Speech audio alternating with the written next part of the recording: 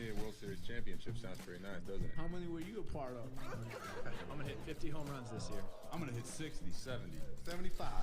Ladies and gentlemen, boys and girls, children of all ages, how you folks doing? Welcome to another episode of Monday Night Raw. I'm your host, Conman167. And oh boy, I'm so glad to be here with you guys today. I've been looking forward to this stream all day long. And now we are officially live. Happy Labor Day, everybody. And let's just do this. It's that Labor Day Conman certified roll call. So who do we got in here today? We got Dawson Blum. We got Nathan Noble. Just doodles up in here. Xavier Howe, how you doing, buddy? We got Sam Castellon. We got Andrew Stowe. Welcome to the live stream. We got the villain. Ahmed El Said. Great to see you. We got Josh Dezek. We got Hunter Hand up in here. Christian Vega. We got Sod Verk. We got Marcus Ryan. Rebecca Alfreds. How you doing? Steve K up in here. We got Pam M. We got A13 Entertainment. Joseph Ali. Andrew Stowe. Once again, you got two. Wow, lucky you. Steve Taylor. Spy Agent. And let's say hello to Seth Vanderloo. How about over in the Twitch chat? It seems like we got a few people over there. We got Super Jube. We got Future King. And we got Ryan Sewell. So, guys, thank you very much for being in here tonight. It is great to have you. And now, let's get into this awesome edition of Monday Night Raw here tonight. What are we starting off with? Yeah, it's going to be the contract signing, ladies and gentlemen.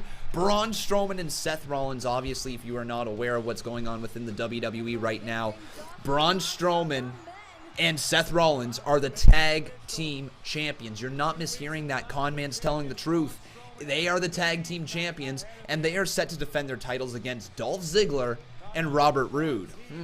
Interesting, a little throw-together team, but that's not the main story whatsoever. Kofi Kingston fan, thank you for subscribing. That's not the main dish. No, that's not the tea, my friends. The tea is that Braun Strowman is set to face Seth Rollins for the Universal title at Clash of Champions. So that means first they're going to have to defend their tag titles, or try to, while they still got to face off against each other for the Universal Championship. And here's the reason why I believe a contract signing is being issued here tonight. Because regardless of the outcome of how the tag team title match goes, if somebody it turns heel on the other person and they want to take that title shot away, they can't, because the contract will be signed. So that's what we're going to get here tonight, a contract signing between Braun Strowman and Seth Rollins for the Universal Championship. And everybody say it loud with me. Say it proud for Seth freaking Rollins. Burn it down. And there you go. You hear that pop for Sethy Poo. He's in the building. It's great to have you guys up here with me as well. If the stream went black, just make sure you refresh the live stream, okay? It happens from time to time. Usually about 5 minutes into our live stream, okay? But welcome, welcome, welcome, everyone. Aaron the Joker being the first one to drop a dono in here tonight. Aaron the Joker, buddy, thank you for your support. But now, everyone, I gotta make sure that I do this because it is a brand new month, and I cannot forget to reset the little widget that we have here. So, let me reset my donation goal. Boom. Right there. And I also want to put your attention towards the boss battle in just a second. So there we go. Aaron the Joker dropping that big dollar in here. The first dono of the evening. Great to see ya. No worries there, Seth. Glad you're in the live stream here today. It's great to see you. All right. Braun Strowman, Seth Rollins. What's going to be said? The reason we are here tonight is to make it official. To sign the contract for your Universal Championship match in 2 weeks at Clash of Champions. 2 weeks, However, folks. on that same night, Seth Rollins, Braun Strowman, you must defend your tag team titles against Robert Roode and Dolph Ziggler, who won last week's tag team turmoil match to earn this opportunity. Man's not a fan of that one. So Seth, with that being said, how on earth, with everything going on at Clash of Champions, are you two going to be able to function as a team? Hey, people over in Twitch, well, look, welcome. Michael, I am no stranger to defending 2 titles in the same night. I've done it before, and at Clash, I will do it again. Ooh. Now, as for Braun and I, look, I know we have the ability to work together. I know we have the ability to beat Roode and Ziggler.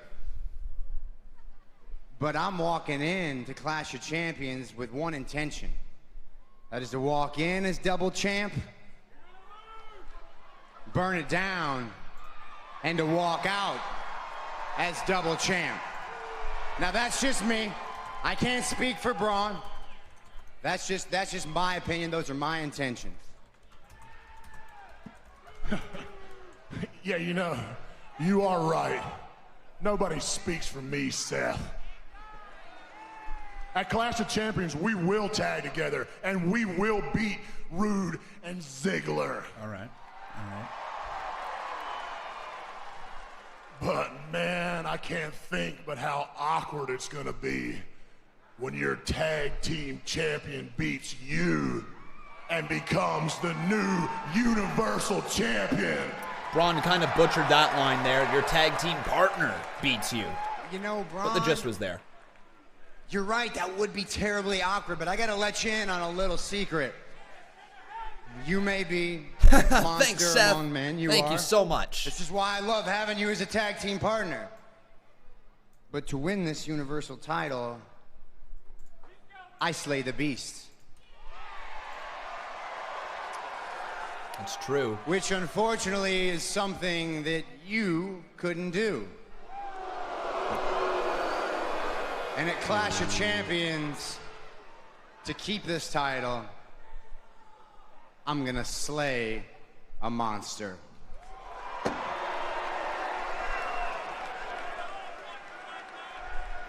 Seth has signed.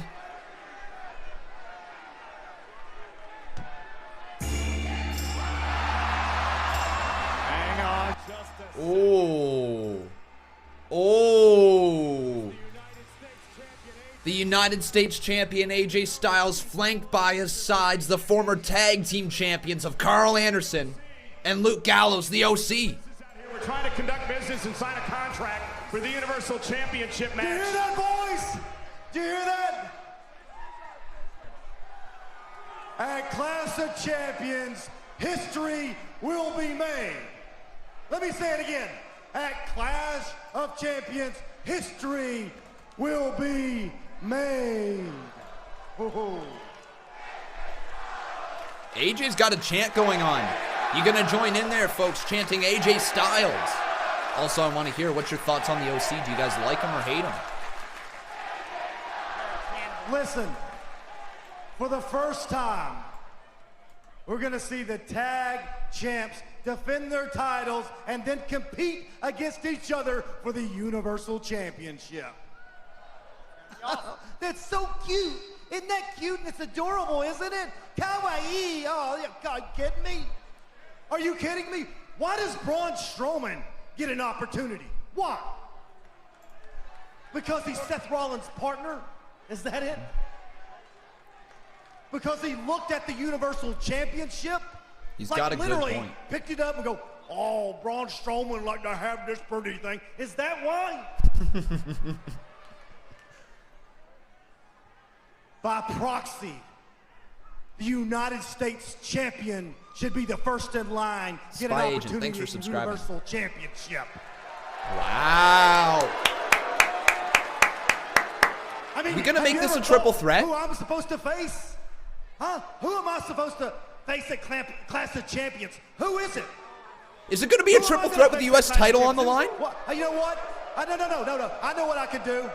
I'll just keep walking around like this right here, seeing who wants to take a gander at my championship, and then apparently that's who I'll face. Right? Hey, whoa. Hey, wait. Don't look at my championship. Don't look at my championship. Thanks, guys, for the donos. Don't I look at appreciate it. We'll get to them in a Apparently, second. That's how you get an opportunity here in the WWE now. Hey, and you know what? It gets more ridiculous. Yeah, I mean, no disrespect to Bobby. Oh, excuse me. I called him Bob. Robert Roode and Dolph Ziggler. But come on, really? I mean, why do they get an opportunity? They're not even a real team. But the OC now, we are a team. You also lost the tag champs to a non-team, but let's let that Here's slide. the reality, boys.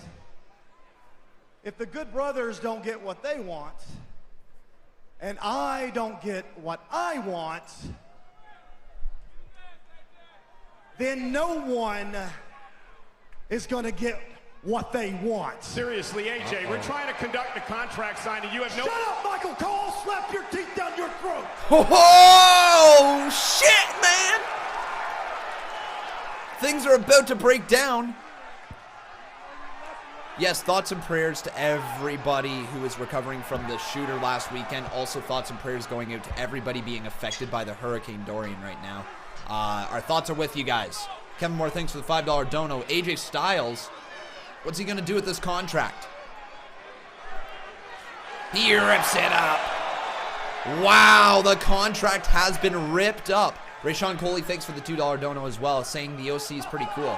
And AJ Styles making, whoa, Strowman going right after him. And now here we go. We got ourselves a brawl to start off Monday Night Raw here. AJ Styles was clocked with the table. And now Carl Anderson hit with a super kick. Braun Strowman and Rollins sending him over the top rope as the OC goes tail high out of the ring.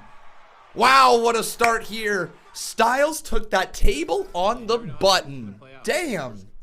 So I believe, okay, everyone, I believe what we're going to get now, I don't know for sure, probably going to be Braun Strowman and Seth Rollins versus AJ Styles and Carl Anderson. Or not AJ Styles, sorry, Luke Gallows and Carl Anderson. Let's take a look at the donos that have been rolling through here tonight so far. So first up, we got to roll the $5 dono from Kevin Moore. So thank you so much, Kevin. Let's get this up here, the $5 dono from Mr. Moore. And then Barbara's going to read out your lovely message right there. Thoughts and prayers for the folks in my hometown who are recovering from Friday's active shooter attack. Dude, I'm so sorry, Kevin, that you had to deal with that, and you're obviously recovering along with your community.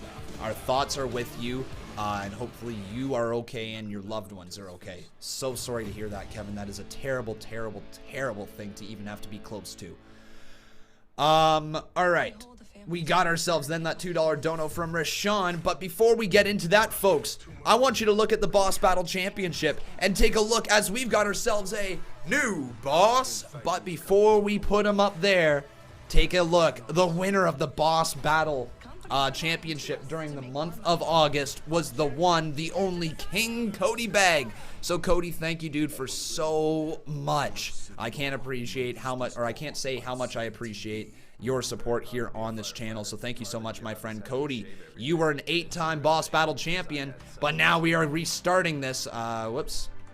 And Kevin Moore is a 1-time Boss Battle champion. And yo, we're obviously going to have some more people trying to take Kevin Moore down, because just take a look. It's Kevin Moore, Kevin Moore, Kevin Moore, Kevin Moore, Kevin Moore. It's going to be constant Kevin Moore, so I wonder who wants to join that small list right now. Maybe Rashawn Coley does, as he dropped a $10 dono and he says, how I get that title? Just like that, my friend. If you drop, I think it's every $20 or $30. It sometimes varies, depending on how the system wants to roll your dono. And if you drop a certain amount, you can become the Boss Battle champion. $10 certainly helps. Behold the king. Yeah. Guess what? And Kayla Bernstein dropping $2. Thank you so much, Kayla. On your knees, dog. Get it. Ooh. What? What are we gonna do? All hail. Bow down to the king. And we got ourselves a lovely $20 dono there from James Holland Drake. So James, thank you, dude, as well for your support. That's glorious. Aye. 20 in here. Let's get James up on the screen. And I think with that, folks, we've got ourselves a new boss. Woo! And I will defend. So James Holland Drake becoming a 1-time Boss Battle champion. Thank you so much. And Jessica Robbins, welcome to the channel. So, James Holland Drake. All right. 1 time. Oh boy, we got these donos rolling in mad here tonight. Okay, I will get all caught up here in just a sec. Let me adjust the screen here so I can actually represent the match that is going on at hand, because right now, everybody, we've got the OC, Gallows, and Anderson versus Monday Night Brawlins. That's right, Seth Rollins is in the ring, teaming with his tag team partner, the current tag team champions. And let's get this up here on the screen. We will read those donos really soon. Just give me 1 second here, folks. Thank you so much. Oh, man, that's amazing. All right. So right there, we need to get AJ Styles off the screen. And I think now we can put Carl Anderson over there. That looks pretty good. I want you guys to direct your attention over to twitter.com/Conman167. And you can vote in the poll for who will win. If my Twitter doesn't freeze on me, which it just did. Here we go. So who will win? Seth and Braun. And Braun, the OC. All right, guys. Twitter.com/Conman167. Like I said, vote in the Twitter poll. Cool. I think we're now all caught up to date. In the ring right now, Braun Strowman has been tagged in, as has Carl Anderson. So these two guys, these two mammoths of human beings, are facing off against each other. Let's take a look now through these big old donos. So after James Hollandrake dropped the $10 or $20 in there, Rashawn Coley dropped another 10. He said, okay then, on the way. But I think, Rashawn, you might have fell just a little short there, my friend, as James kind of came in and swooped away that Boss Battle Championship from you. Well, thanks for your support. Behold the king. And Michael McFeely said, not today, sir. I don't know if Michael McFeely swooped in time either, but thanks for your $10 donation. Oh, big old tag right there. All hail. Bow down to the king.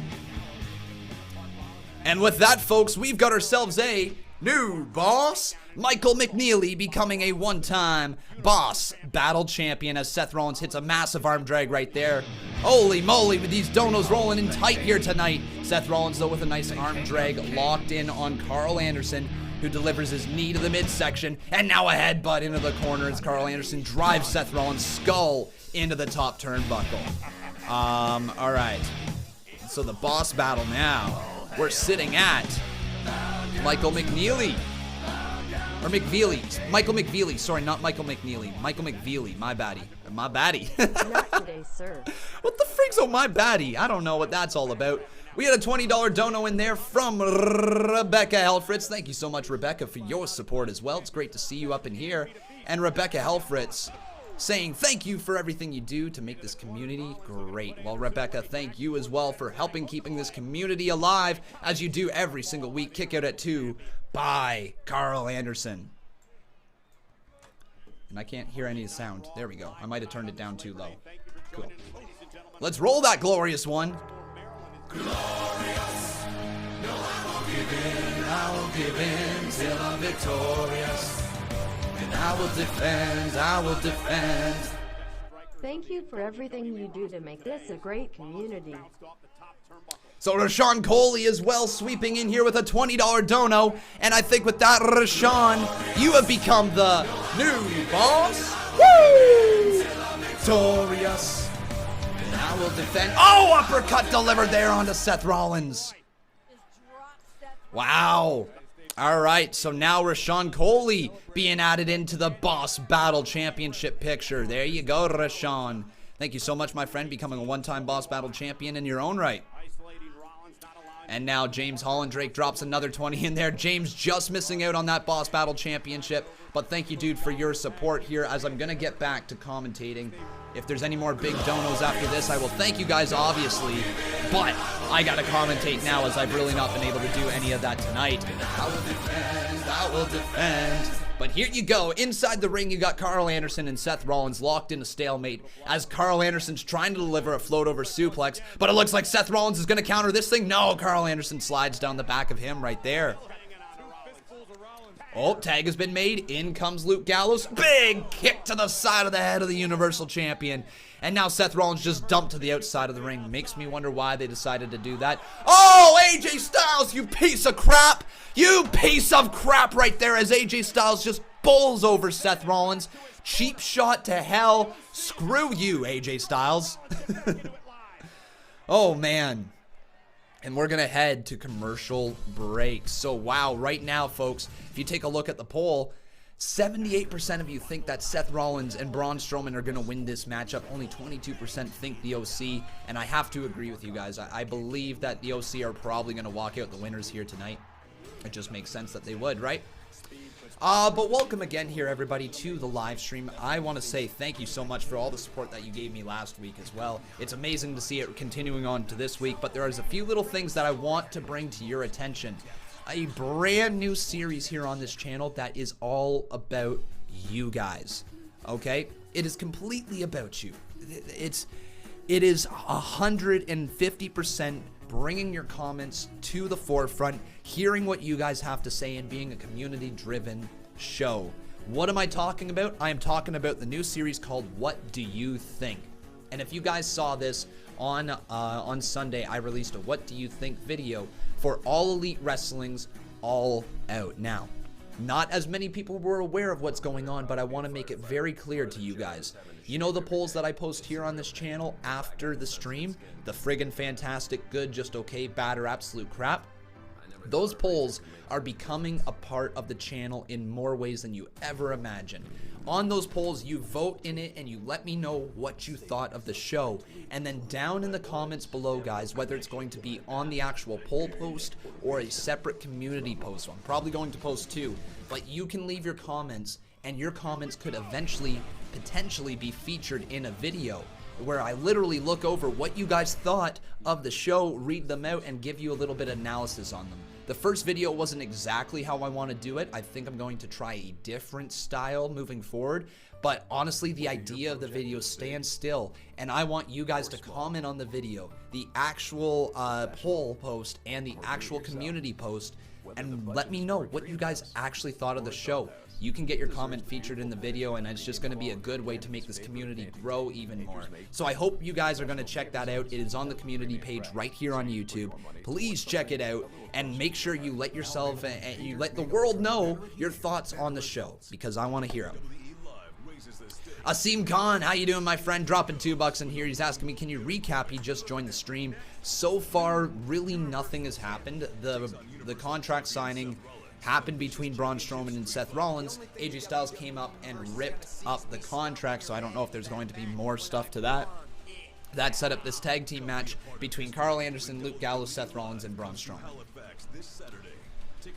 So that's kind of where we are at. I haven't really updated the results ticker yet because there isn't anything to truly update until this match is over, but I can include the match on it for the time being until, obviously, everything is settled. So Seth Rollins and Braun Strowman versus Gallows and Anderson. Alright, guys, that's now up to date somewhat. But if you want to take a look and see what is to come tonight, you can take a look, and that's right there on the results tab, the little ticker at the bottom of the screen. That's a nice camera angle. Well, thank you very much, my friend. Oh, you're talking about Monday Night Raw. I thought you were talking about mine. I'm like, mine always stays at this angle. Links Hazard, thank you for subscribing. Yeah, that camera angle high above the ring on the hard camera side, that was a pretty cool camera shot. That was. It was. Oh, step up Enziguri, though, catches Luke Gallows on the side. And, man, look at Braun Strowman. He's fired up here right now. Someone tell Conman my birthday is Friday because he's not seeing my comments. Desi Plays, happy birthday this Friday. We will wish you happy birthday. I don't think we'll be live on Friday, but if you come into the live stream on Thursday, we might be able to wish you a happy one-day early birthday. But if we don't, happy early birthday. Braun Strowman has been tagged in now as he starts bowling over the competition and Carl Anderson. Look at the strength. Anderson just gets launched into the corner. And one thing I've always said about Carl Anderson, he is incredibly underrated for his selling ability. There's a reason why he loses a lot of matches inside WWE. kind of like Dolph Ziggler, he is fantastic at selling. Always has been. Uh-oh.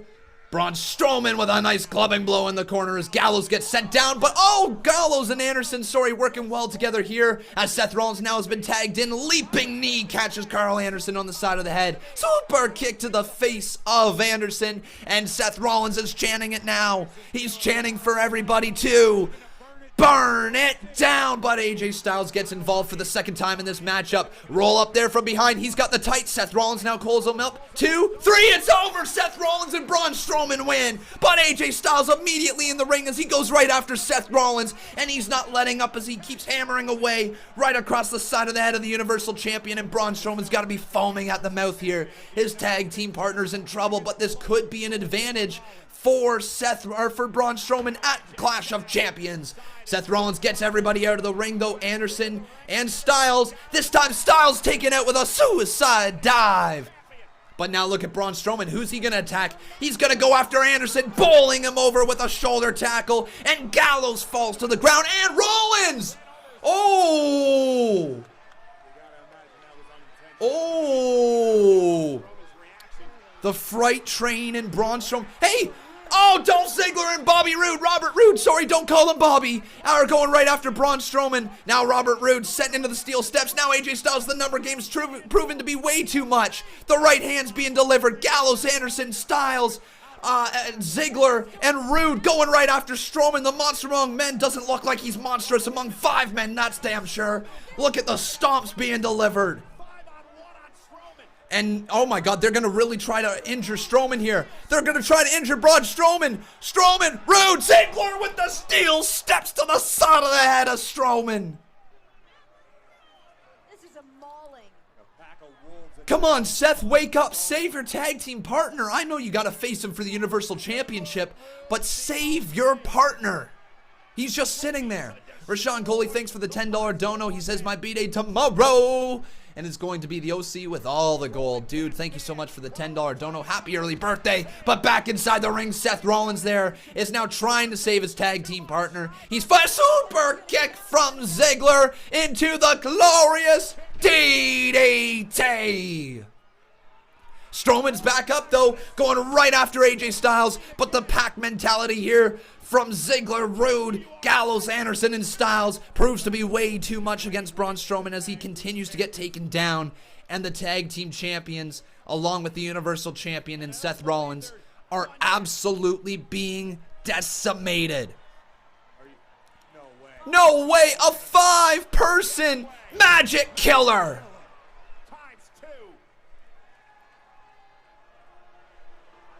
God damn it. And now AJ Styles. I wonder what's going to happen with this. Is AJ Styles going to be put in that match? Is it going to be a triple threat for the Universal title and for the US title? I think I'd be down for that.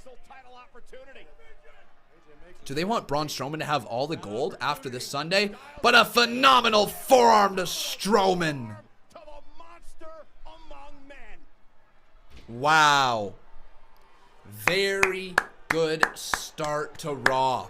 Very good first half hour, folks. Pure entertainment. That is how you make your first half hour impactful as hell.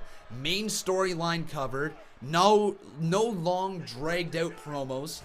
Introducing a lot of characters, crisscrossing storylines, and it makes sense. I loved that beginning, guys. That was a great start.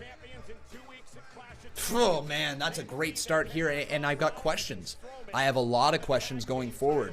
Are the OC going to be a part of Clash of Champions? Are Gallows and Anderson going to get now a shot against the tag team champions in Rollins and Strowman? Is AJ Styles going to put up his US title to face for the Universal title at Clash of Champions? Because remember, the gimmick of Clash of Champions is that every title is to be defended. So that means AJ Styles' title has to be defended. Is he going to be added to that match? Maybe. That seems like where the storyline is going, right? I'm so excited to see this whole thing unfold here tonight. I am enjoying Monday Night Raw so far. We got ourselves that $10 dono from Rashawn Coley. He says, well, right, once again, he said his B-Day was tomorrow. So once again, happy early birthday, my friend. If you tune into the show tomorrow, we'll all wish you happy birthday. If you can remind us. But dude, thank you so much for the $10 dono. Roll it, Triple H. Behold the King of Kings.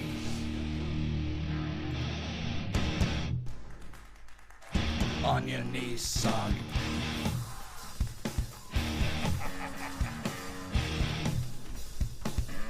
All hail. Bow down to the king. My B-Day tomorrow, wow, and it's go beat the OC with all the gold. Potentially, my friend, potentially. But with that, everybody, we got ourselves a new boss. And I apologize that Rashawn Coley is not the new boss. It is James Hollandrake. I forgot to mention that. He is the first two-time boss battle champion of this month. Here we go. I should probably keep track of everybody over in this little booklet still, even though I have it up on the screen, just so that if it kind of gets messed up, we've got our hard copy over here. So just give me 1 second, okay? By going your own way. And always have something big up your sleeve.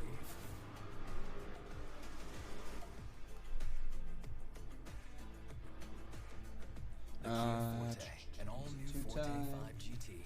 It's a compact, not a compromise. I'm very proud to be a firefighter. Part of the job is having to shave every day.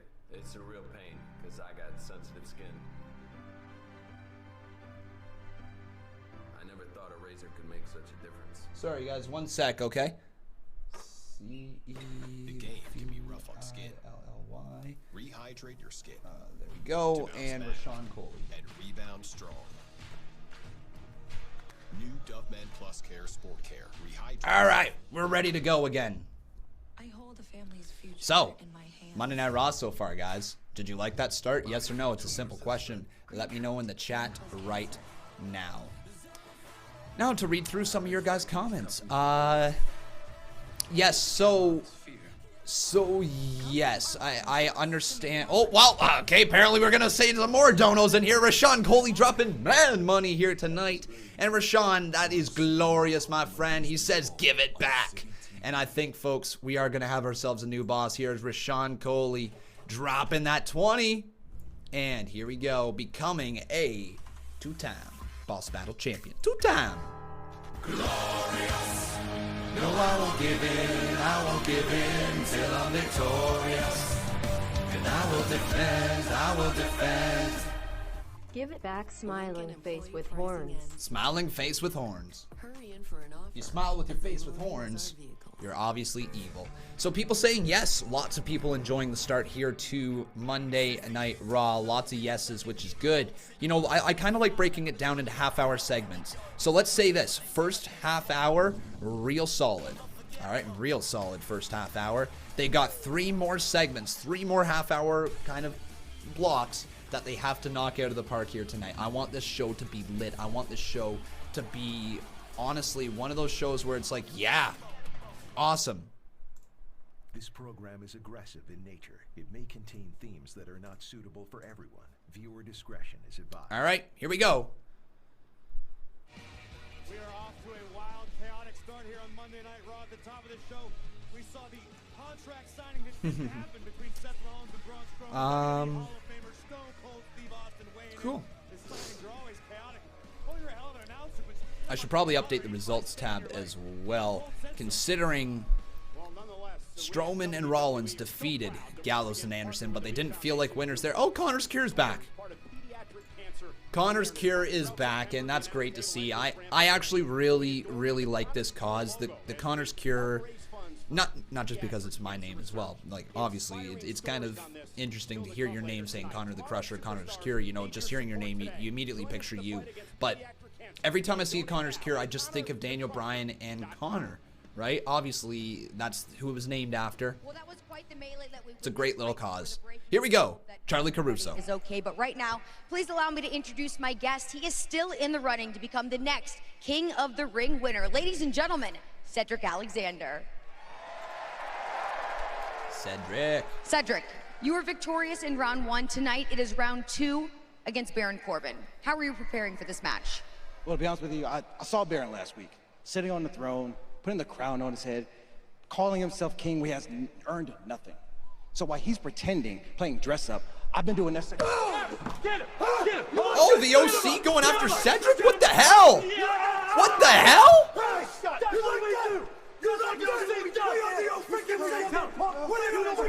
What the actual hell? Why? Oh! What the hell is this for?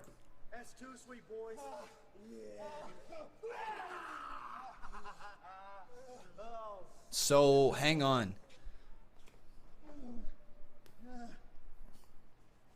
That's totally set up Cedric versus AJ Styles at Clash of Champions, isn't it? Interesting. So Cedric has an injured left arm now, and he's got an injured leg from previous week as well. So very interesting. I think they're setting up Cedric versus Styles. Not a clue. Don't burn it down. How you doing, my friend? So he says, yes, the floor here is made out of floor. All right. Thank you so much, dude, for your $4 donation. Pay-per-view event streaming live on the WWE Network to take the tag team titles from Rollins and Strowman. This my shit. All girls stop your feet like this. Few times you get around that. Okay, so we now got ourselves Ryder and Hawkins versus Dolph Ziggler and Robert Roode. Okay, all right. So this is obviously to try to build up the tag team of Dolph Ziggler and Roode, because they are two singles competitors who have been thrust into tag team action here, and honestly, I don't mind it. Yeah, if it's tough for you to get past the point that they are two single stars, then I totally understand. Because let's face it, it was two single stars thrust out of nowhere to be facing for the tag team titles, essentially. But I mean, I don't hate the combination. I really don't. So we need Zack Ryder up here, and we've got Kurt Hawkins. Kurt. Where are you at, Kurt? Kurt be hiding on me. There he is. All right. And now let's go over to twitter.com/Conman167 and see who you guys think was going to win. I should really restart my Twitter here. It's lagging like crazy. Yeah, let me restart my Twitter. But Robert Roode right now with control of Kurt Hawkins, throws him back inside the ring. Robert Roode slides in there, and now he takes down Zack Ryder. So poor little Ryder getting absolutely decimated, and he wasn't even the legal man. Oh, God. Nice move there. So, who will win? Maybe they'll accomplish what they want. Yeah, as you guys mentioned, first time ever. Roode and Ziggler. Or is it going to be Hawkins and Ryder? You guys can let me know once again. Twitter.com/Conman167.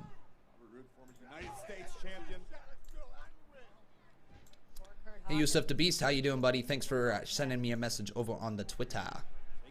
Slowing things down, and they're going to punish Hawkins. Staring at the eyes of Kurt Hawkins. Cool. So Dolph Ziggler currently in control of this matchup. Yeah, I understand. I don't understand, actually. Let me ask you guys something. What is the obsession with everybody in here with asking me if I know of GTS? I think I've answered that question probably about 40 or 50 times in the course of probably the last 5-6 months. Yes, I know of him. Do I watch him? No. I just don't have time to watch other YouTubers, to be 100% honest.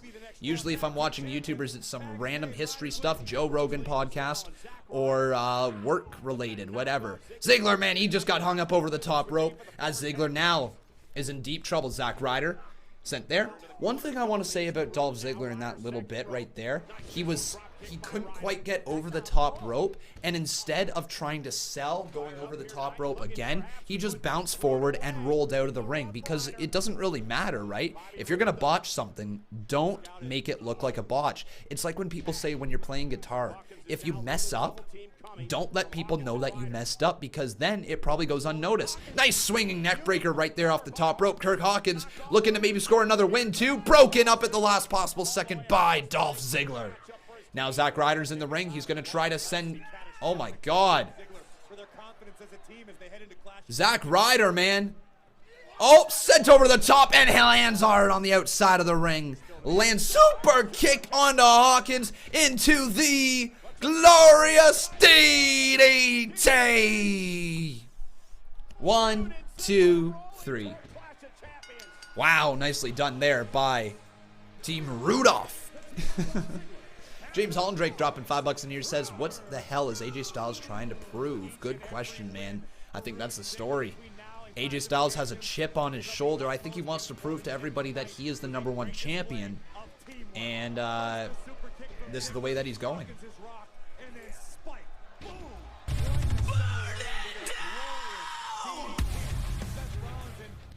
What the hell is AJ trying to prove? Good stuff right there. So you guys a fan of this team? That's the bigger question. Yes or no? You a fan of this team? I'm saying yes. I think it's okay to say yes. I think it absolutely is okay to say yes. Because, you know, these guys are pretty entertaining. Not gonna lie. They both have tag team experience. It sounds funny. They're both around the same height, so they kind of have that ability to look like a team. I don't hate it whatsoever. I really don't. And also, you know, I'm not probably the best person to be asking that, because I'm a big Dolph Ziggler mark. We all know this, right? All right. No way. Oh, God. Is Taker returning? SmackDown Live next week, 8/7 Central, only on USA. Oh, sugar honey, I saw that. Oh, God. Wow. Undertaker is going to be on SmackDown Live next week, guys. The dead man rises. The dead man will be back. Undertaker will be on SmackDown Live next week. Oh, goodness gracious. I'm excited for that one. That's going to be a good one. That's going to be really entertaining to see what the dead man and what's in store for Undertaker. Like, let's actually ask you guys. Let me ask you. What could potentially Undertaker be coming back for? A feud? Let's think, like, Clash of Champions is coming up. I don't think you're going to have Undertaker on the card for Clash of Champions.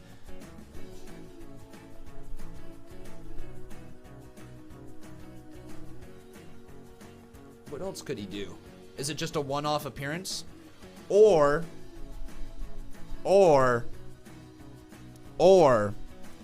what if Bray Wyatt attacks Undertaker? What if the Fiend attacks the dead man? Yo, to set up the Fiend versus Undertaker at Hell in a Cell? I know I've heard the rumors that it's going to be Fiend versus one of Braun Strowman or Seth Rollins. Don't know if it's for a Universal title opportunity or not yet. That's one thing that's kind of up in the air. Awesome Riley, thank you for subscribing, but that could be a direction if they don't want to move in the other way. Oh, frig, man. That's interesting. Lex Rosandino dropping $5 in here, saying, I don't mind other superstars joining the OC. Just don't NWO it with 50 members in a stable. Let them wreak havoc on Raw and SmackDown Live. That's cool. You might be onto something there. Like, honestly, I think the OC is missing one person and one person only, and that's Finn Balor returning and turning heel. If you take a look at the career of Sasha Banks, how she has been basically stagnant since coming to the main roster. No matter how many times that she was in the World Championship picture, she never felt like she truly could be the woman. You know, and then it took a heel turn to put some new life into her career. I feel Finn Balor's in the exact same predicament. Finn Balor could really... I don't mind other superstar joining the OC, just don't NWO it with 50 members in the stable. Like, I think Finn Let Balor them should wreak join the havoc OC. on Raw and SDL, that's cool. Because it's literally right there.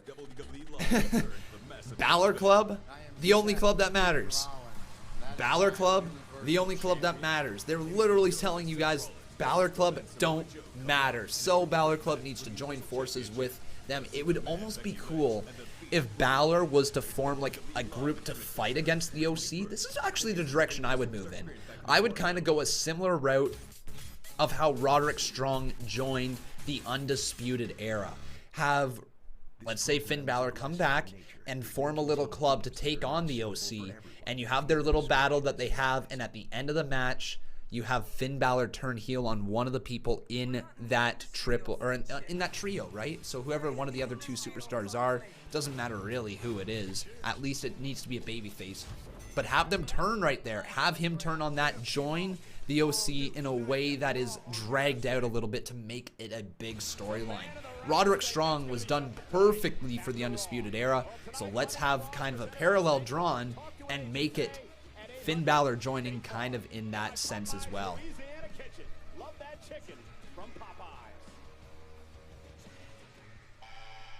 All right.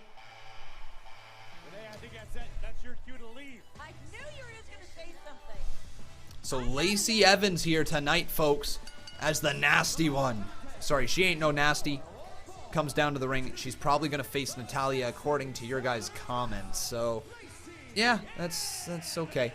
Lacey Evans. Oh, yep, Natalya coming on down, interrupting Lacey Evans' entrance. Not going to be a fan of that one.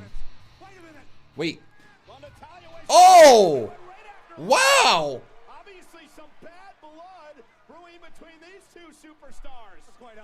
So Natalya just attacking Lacey Evans here. God dang it. Okay. All right.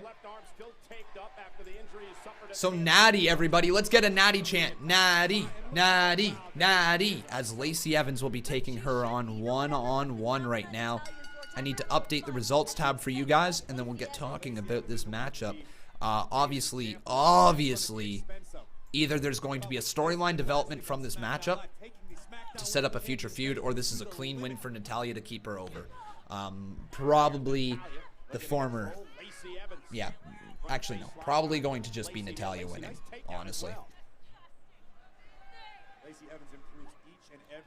See you later, Swisher. Have a good stream. Good night. My God, I got streaming on the mind right here. Let me ask you guys over on twitter.com/Conman167. Who do you guys think is going to win? Who will win? Yeah, Sasha could come out and attack Natty again. Yeah, but think about what this win would mean for Lacey's career if she could pick it up here tonight, Renee. It would absolutely be huge for Lacey Evans, and I think It could happen for sure. such a feat. I mean, we see the athleticism of Lacey Evans, we see the attitude. She's got it. Natalya or Lacey Evans. So the thing with Lacey Evans, everybody, is that she is incredibly hated because her gimmick is a heel gimmick and it did its job. But she also has that go-away heat because she isn't overly great in the ring right now. She's green in the ring. She has not had any standout matches, and she hasn't been able to truly get over the fans. I think she was slightly thrusted into the spotlight a little too early. She was overexposed, you know. I think a lot of fans would be more willing to accept Lacey Evans if it would have been a more impactful first feud. You know what I mean? She lost her first feud essentially on the main roster, and she lost it twice. Didn't really pay any dividends, didn't really pay off at all. And now Lacey Evans is caught in mid-card purgatory where she's essentially going to be the heel of the women's division that people really don't like. And not really all that great in the ring, but she will get better, everybody. I think her gimmick is main roster worthy, absolutely. Her in-ring skills are green, like I said. There's a lot of loud spots being called around Lacey Evans. She seems to be late for moments. Even at the start there where Natalya hit her with that shoulder tackle, She didn't turn around. Natalya was coming out full on running from the locker room. Lacey didn't turn around in time.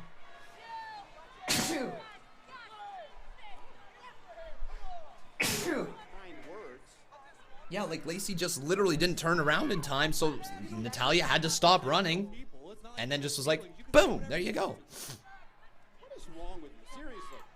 You ever have a conversation with Lacey Evans? No, she doesn't talk to me. Yeah, you're right. I mean, but All right. enlightening.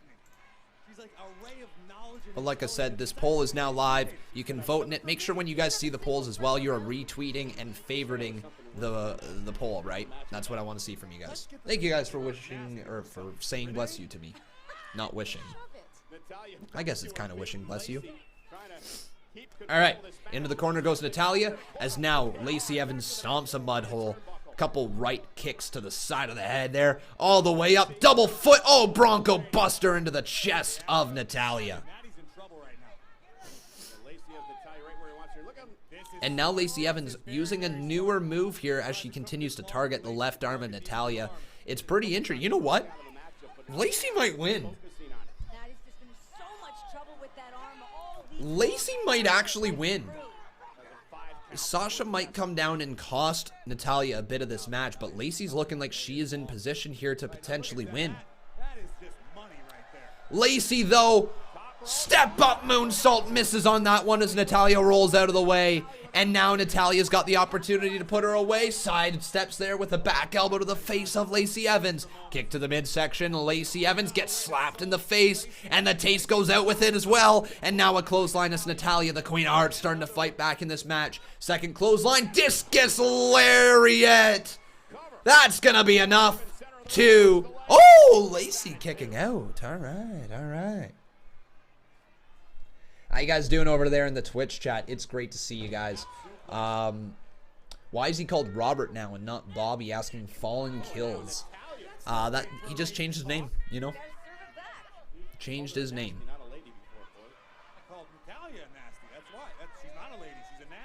I think it's honestly a play off Rick Rude. I think it's Robert Roode trying to play along the same lines. Oh, Natalya just got sidestepped there and driven headfirst into the middle turnbuckle. Lacey, oh my God, what the hell? Natalya just snapped. Natalya literally snapping right here on Lacey Evans. Oh. Oh! The woman's right. 2. Lacey wins. Shoot.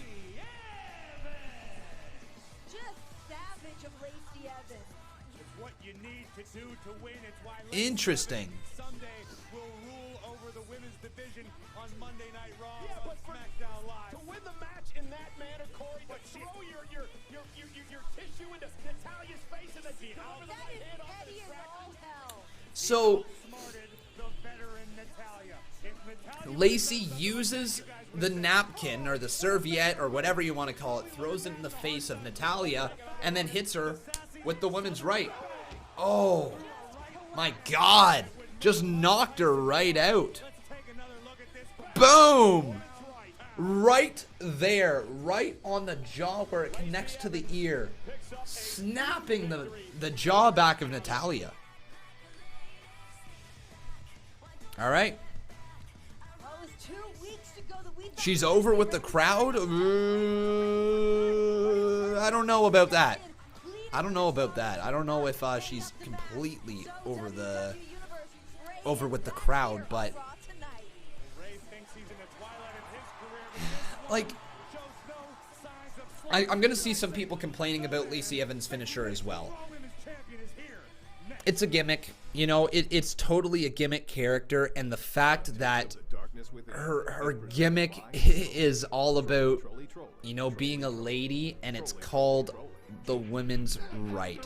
I think that has way more to do with the casual fan audience than it does whatsoever with the hardcore fan audience. People are going to say they hate that there's a punch as a finish because it makes no sense. Why wouldn't you just be swinging for the fences all night long, right? Why wouldn't you just be swinging for your punch? If you can knock people out that easily, why wouldn't you use it more?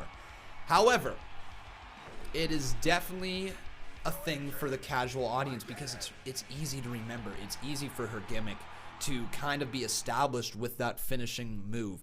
I don't know if her gimmick is over without that finishing move, to be 100% honest. It's a finishing move that fits the gimmick. It empowers, you know, the women, if you want to look at it in that sense, that a woman is strong enough to throw a knockout punch and literally knock out everybody. But people saying it's just a punch, I get it. I get the hate for it, but that's also the point of the heel character, right?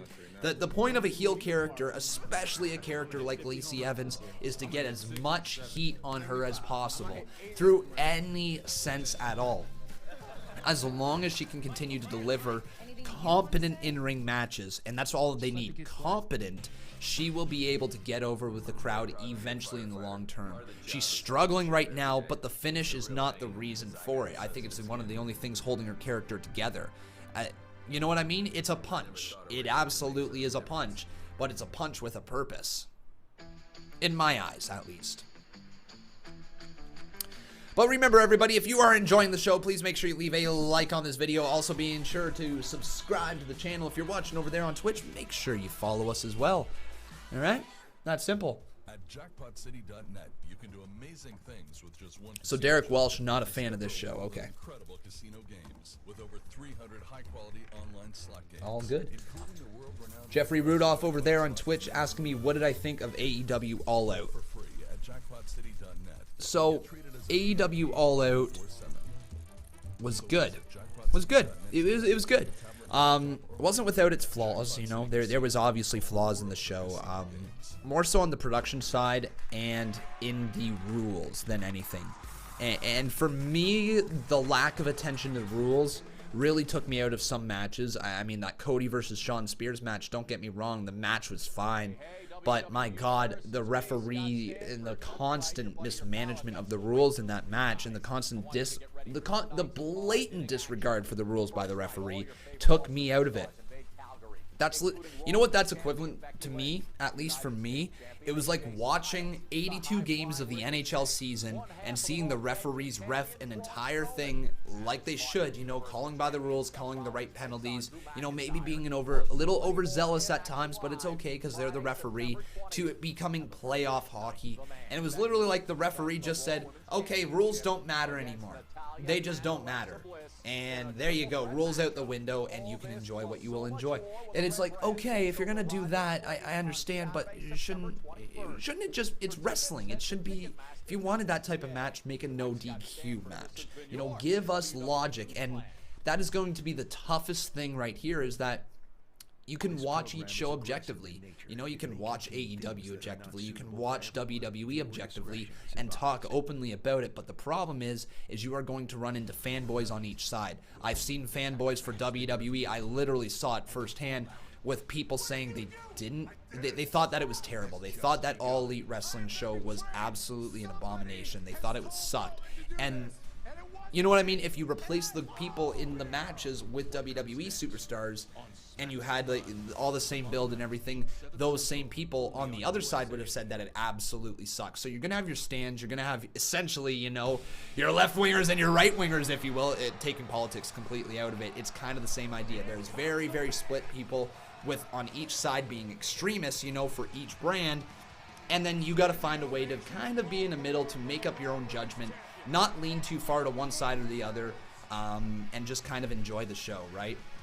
You know, make some informed decisions, watch what's good, you know, react to what's good, and enjoy what's good. But then when things suck, you tell everybody that they were not good, and you just got to keep plugging forward. So that's kind of where you got to look at it. AEW and WWE, you can enjoy both. CM Punk said it as well. But to be objective, you got to be somewhere in the middle, right? It's going to be a fun ride regardless. All I noticed, though, is that there was a lot of hateful comments from people when I said that it was a good show from WWE fanboys. And then there was a lot of people who did not agree with me on some of the things I was saying about AEW not being perfect because they're AEW fanboys, right? There's going to be them on each side. Neither company is perfect, right? But Talking about nearly perfect, let's talk about the man Becky Lynch in her recent run. Her promo there against Sasha Banks through the Titantron was incredible. I'm feeling like the man's character has been saved. It's been rekindled, another fire lit underneath her, and Becky Lynch is looking great. So let's hear what Becky has to say. She's one of the best promo people in the business today. And let's see what Becky has to say. Obviously, they're just recapping the ruthless attack from Sasha Banks on Becky Lynch, but she will be here in just a second.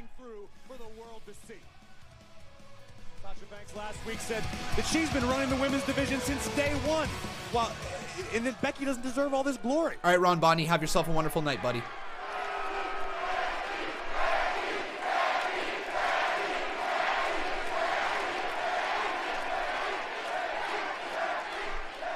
It's good to be back in Baltimore.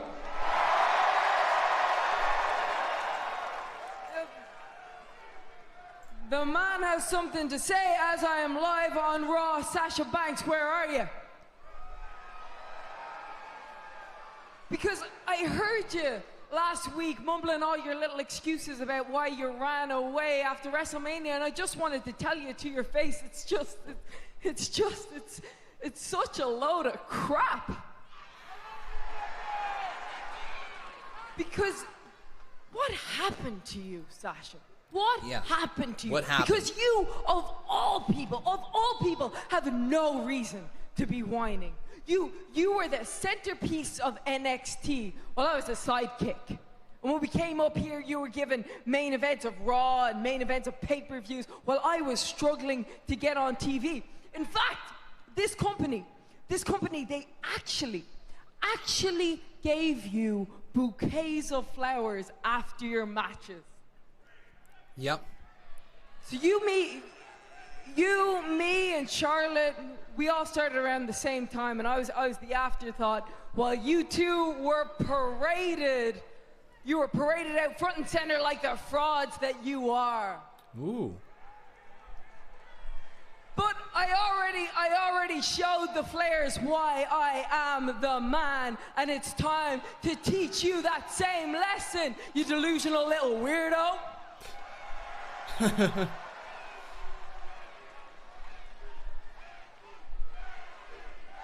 Let's get a Becky chant.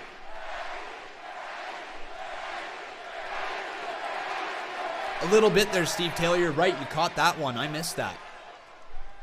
Because when Sasha left after WrestleMania, she left with nothing. But meanwhile, Bayley, she's been doing just fine without her. That's gotta sting you a little bit, huh, Sasha? Stings a little? And it hurts you. It hurts you that I am the face of this company. But just remember that with all of your talent, you should be the one that's historic. You should be the game changer. You should be me. So that's why when I heard that you were gone, I called you out. And then again, and again, and again, and again, because I wanted you to remember just how badly you treated me when I was nothing. So if you want to do this, let's do this face to face, woman to woman, you little blue-haired freak. I'm not even mad that I haven't got my hands on you because the anticipation is building. And Here we go. Is the blue-haired freak gonna show up? She in fact is. And she's rocking a onesie of some sort with some gold and black. The blue-haired freak, according to Becky Lynch. I like to call her the bitter blue bitch. It is Sasha Banks.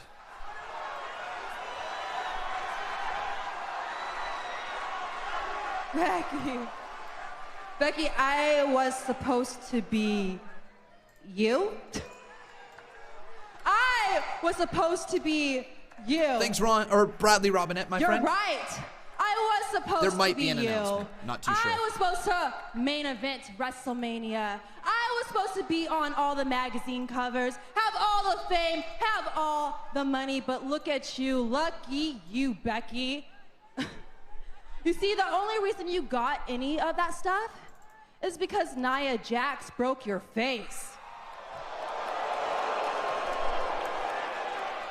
Aw. I wish Nia Jax broke my face so people can care about me. But let's not try to make this personal. This is business. Just like it was business when I walked down there and I beat the hell out of you with that chair, and all the officials and everybody had to come down there to scrape you off the floor. Now, Becky, did that feel personal? Because I can make this personal. All right, let's make it personal. Fight? Well, then let's fight right here in front of these people in Baltimore. Let's go right now. Come. Sasha, you gonna fight her? You see, you don't get it, do you? You just don't get it. You see, I'm not gonna do anything for free for these people. All No. right. I do it when I want, and I do it for the paycheck. So the next time that I face you will be for that Raw title at Clash of Champions. All right, so Becky versus Sasha at Clash. You want a match at Clash of Champions? Why, all you had to do was ask. Now, I live for big occasions, and what's bigger in all of wrestling than the man versus the boss? You got it. There you go. The man versus the boss. And Becky, after Clash of Champions, the man is gonna be the boss's bitch. All right. All right.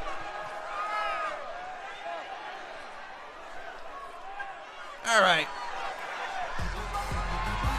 Now, no reason not to make that official. Sasha Wow. and Becky All right. Lynch battle for the Raw Women's Championship. So, will the bitter blue bitch become the boss's bitch? I don't know. I just said that she was herself's bitch, but it doesn't matter. Conman's English sucks sometimes. But the match is official. That is for sure. The match is official. Here's the Street Profits. And they are shocked, my friend. I'm not sure if their jaws are dropping for how good Sasha was looking or not, but hey. What are you supposed to say to that? I say we should go to commercial. In 3, 2, 1. All right. Commercial. Whoa. Firefly Funhouse. Tonight? Ah, yeah. Oh. The Fiend is cutting in and out. Oh, man. So, ladies and gentlemen, we're getting... Wow. So, we're going to get the Fiend potentially on Firefly Funhouse. All right. I am excited for that one. But ladies and gentlemen, welcome to the live stream. My name's Conman167. If you do not know who I am, now you do. Make sure if you are enjoying the show, you leave a like on this video. We got 156 likes right now. Let's get that all the way up to 200 likes right this instant. Also, folks, you can subscribe to the channel and see your name pop up on the top left-hand corner. Let's hit 114,100 subscribers here tonight. That would be amazing if we could. And again, everybody, remember that after the stream today, I will be posting the poll on the YouTube community page. You can vote friggin' fantastic, good, just okay, bad, or absolute crap. And if you leave a comment, you could get your comment potentially featured in my new series called What Did You Think? If you guys missed the very first one, the first one was on All Elite Wrestling's All Out. We will be doing one for every Monday Night Raw and every Tuesday Night SmackDown, as well as the pay-per-views from WWE.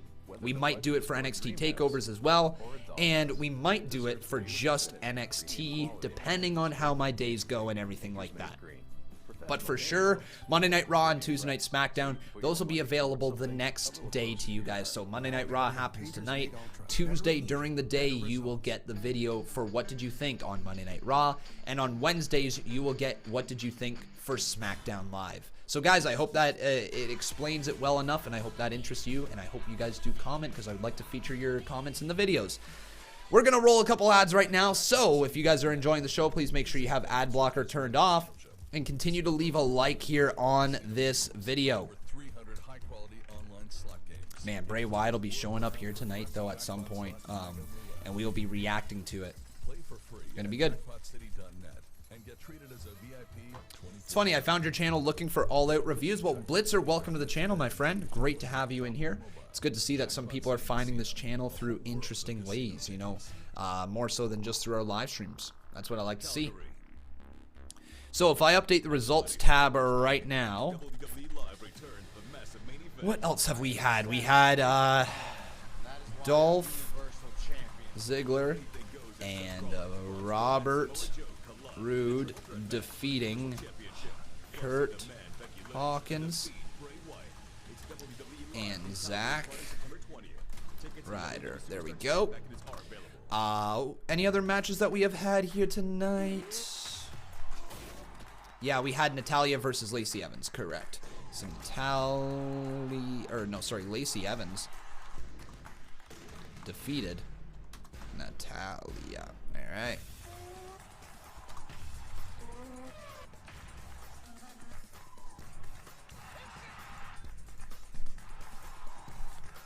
Just getting rid of some of the stuff that has happened so far as well. King of the Ring quarterfinals. Cedric faces Corbin. Banks statements that could get rid of as well, because we have now seen Sasha Banks. Cool. Alright. We're all caught up there, my friends. So yeah, next week, Madison Square Garden, which means it's going to be probably a decent size show, you know.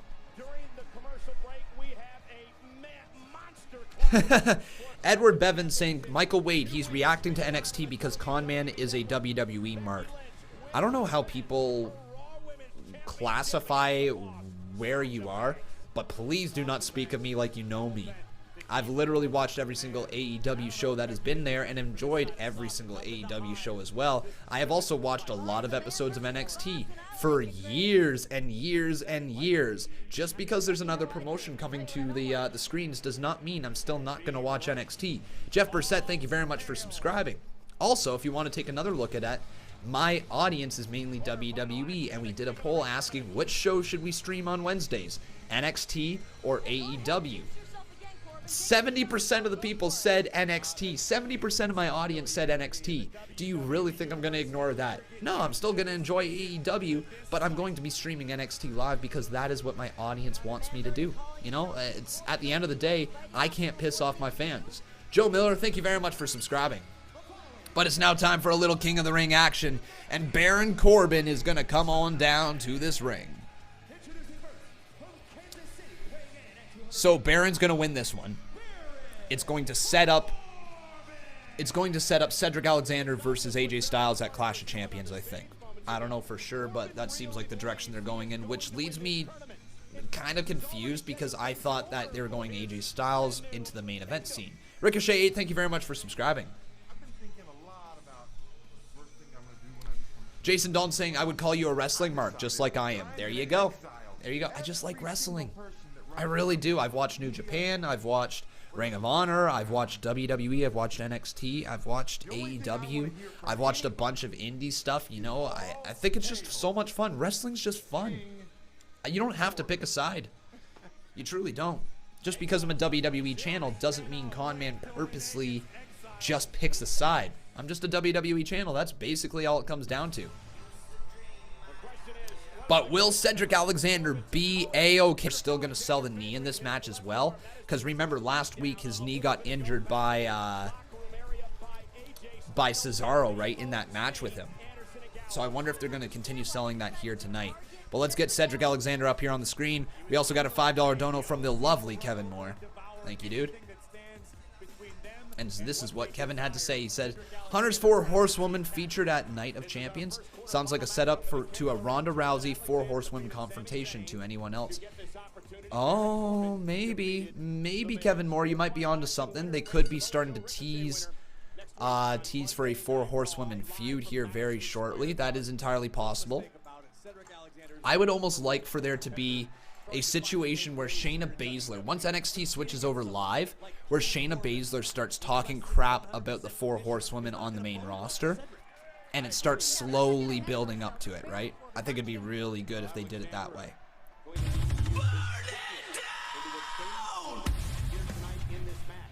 Hunter's 4 Horsewomen featured at NOC?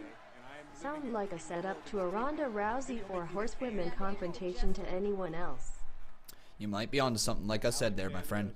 Trying to get some feeling back into his left arm. Corbin, former Golden Gloves boxing champion. Former Mr. Money in the So, Bank. current match right there. Let's get the Twitter poll up. Alexander's a powerful individual, up and over.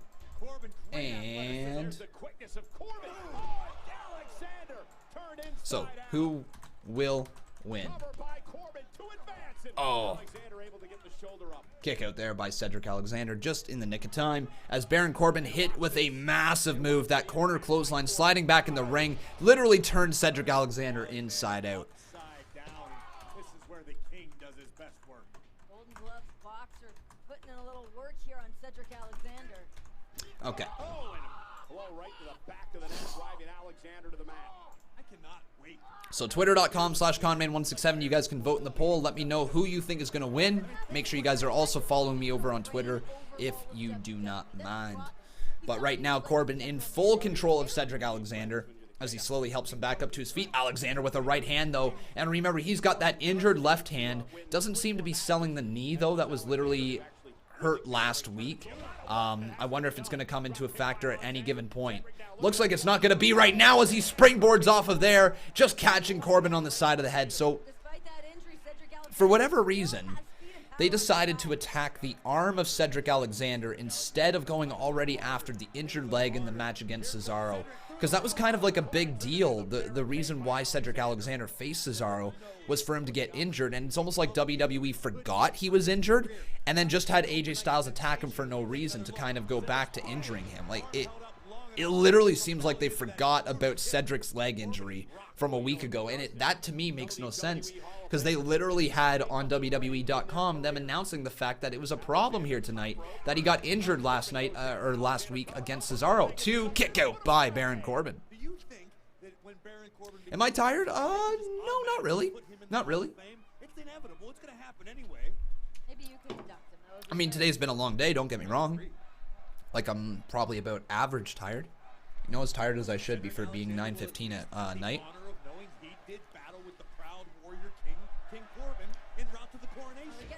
Right hand there by Baron Corbin, catches him right on the jaw. Big boot by Cedric Alexander to Corbin in the corner. Corbin, though, just shoves Alexander. Oh, and Alexander's caught. Alexander's caught, and I wonder if this is the injured knee. I wonder if we're going to see the injured knee. Oh, my God! Corbin, no! Oh! Oh! Baron Corbin slamming Cedric Alexander's head into the steel post not once but twice as he was hung up in a modified tree of woe with nowhere to go. Oh, wow. So that's where we are at in the match right now. Colton Starman asking, am I doing a review tonight? Yes, I am, my friends. The review will be live at 11:30 p.m. Eastern Standard Time. Bradley Robinette dropping $2 in here. He says, Corbin will be king of the ring, but I hope I'm proved wrong. You might not be. You might not be. I have a feeling that Corbin's going to the finals from the Raw side. It feels like it's going to be that way, and I wonder if Ali's going to win from the other side. Like, if we take a close look at the brackets right now, these are still, like, the really far behind brackets. They're not the most up-to-date brackets. But with Andrade winning and Gable winning, Ali winning, and Elias winning, it feels like Ali could be the favorite. Like, then again, I could also see Andrade versus Ricochet being the finals of the King of the Ring tournament. I can see that as well. But again, like, I don't know. Like, there's going to be... It feels like Corbin's the biggest heel left in the tournament. And for that reason, I think he might go to the finals. I think Ricochet is going to end up getting injured against Samoa Joe. Or Samoa Joe's going to attack Ricochet after the match, thus injuring him, and then Corbin's going to have an easy time through there. And just like he had an easy time tonight with Cedric Alexander, should he win this match. That's kind of what I see happening. Then again, I was completely wrong. I don't think I got one first-round matchup right in my predictions, so, hey. Well, not one first round. Like, I predicted the card, and there wasn't a first round that was what I was expecting. So I don't know for sure, right? I could see Andrade winning from the other side, but I don't think you have a heel versus heel matchup. I think you have the classic babyface versus heel. So, you know, I feel Corbin's probably the biggest heel available. Sure, you could go Samoa Joe, but I don't think Samoa Joe is going to beat Ricochet right after...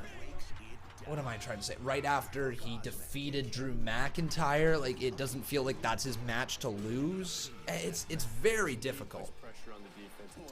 Josh Disick saying it is more entertaining when the heel wins King of the Ring, and Corbin feels like he could be one of those heels to win it, doesn't he? King Corbin has a giant ring to it, and he feels like that would be the next place for his gimmick to go.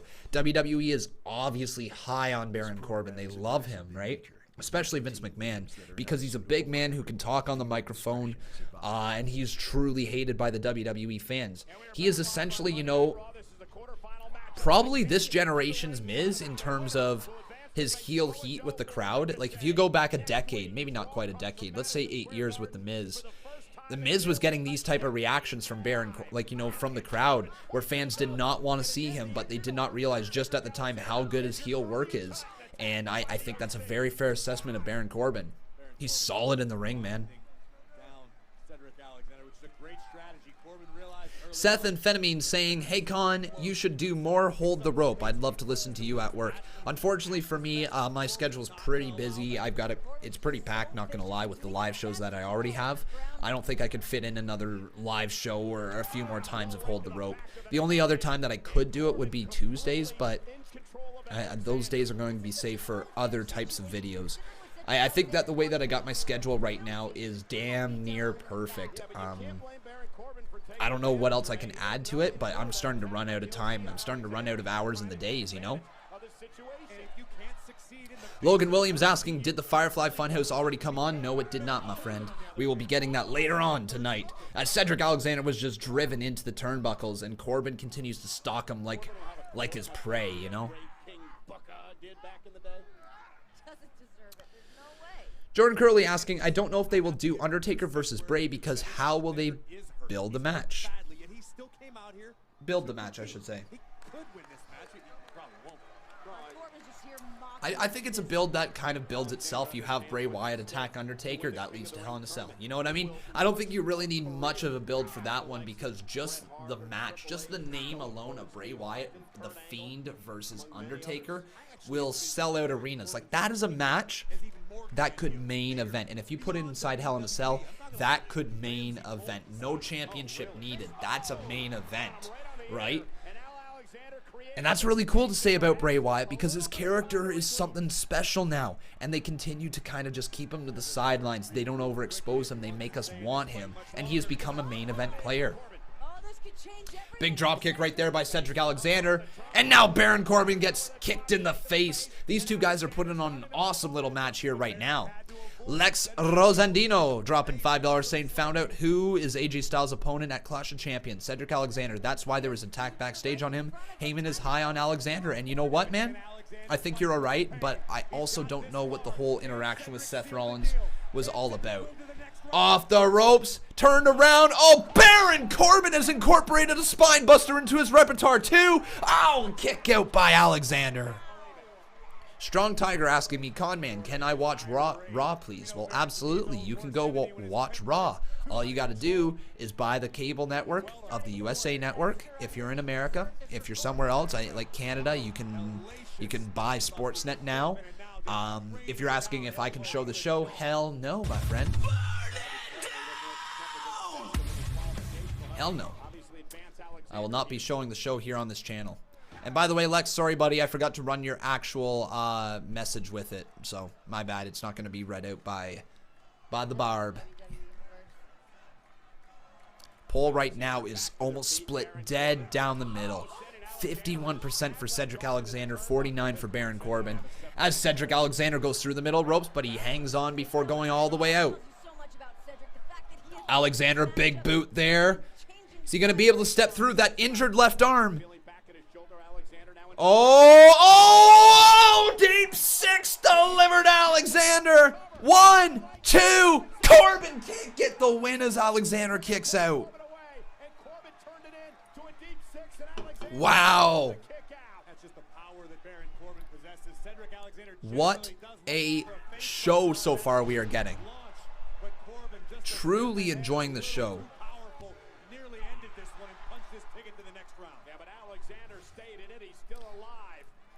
This is a good match, guys. The amount of matches that Baron Corbin, he builds them so well, doesn't he?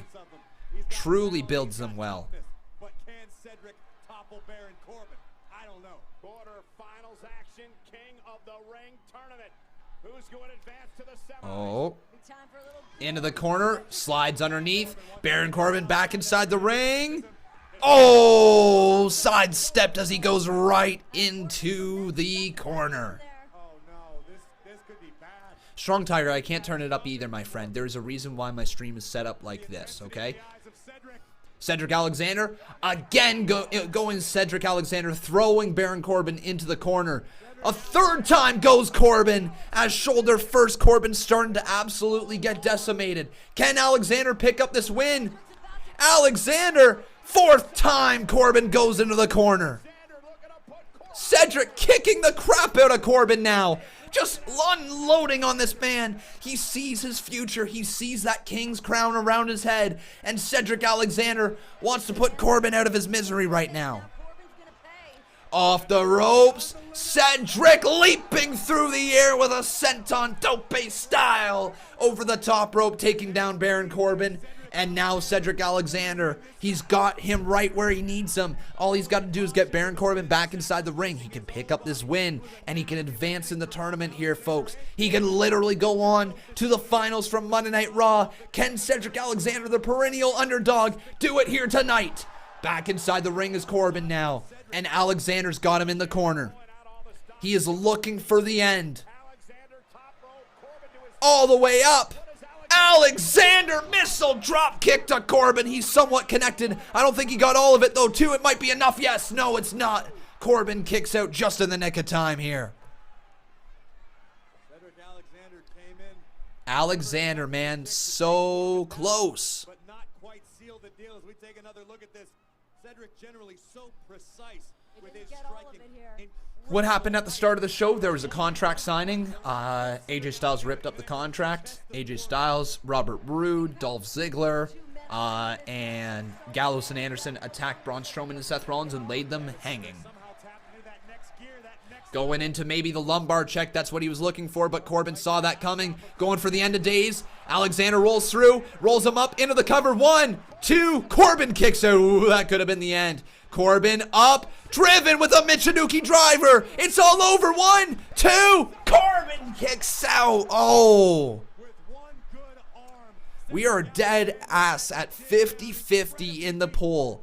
Nobody knows who's going to win in this matchup right now. And it's absolutely a free-for-all. Alexander's thrown everything he's got except for the lumbar check. Corbin's thrown everything he's got except for the end of days. Who is the first man to hit their finishing move here in this matchup? I'll read your comment there in just a second. Steve K, thank you for your $22 donation. I do appreciate it. Alexander into the corner, up and over. Corbin's got him. Inside Gary to the side of the head. This is Alexander's chance. Leaping through the air. Oh, but Corbin just pulled a brainiac move there. Showing off his smarts right into the end of days. And that's the end of the fairy tale story for Alexander. Corbin advances to the finals from Monday Night Raw. And the semifinals in the King of the Ring tournament. Wow.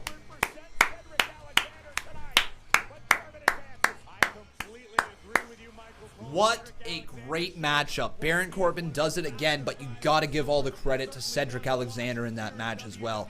Alexander played the perfect baby face. Heyman is right to be high on Cedric. He's going to be a star in this business for the next decade, but Corbin is going to be a mega star for the next decade. Take a look at that man. He is incredible right now. His heel work is out of this world, and you hate him, I guarantee it. That means he's doing a great job. If you can put on great matches like that, there's no reason why he should be having go-away heat. Great job, Baron Corbin. Great job, Cedric Alexander. The end of days is one of the best finishing moves in all of wrestling, and that's all it took to put away Cedric Alexander. Oh. Steve K, buddy, thank you so much, my friend. He says, you're doing a great job. I'm enjoying the show. I appreciate your $22 donation right there, my friend.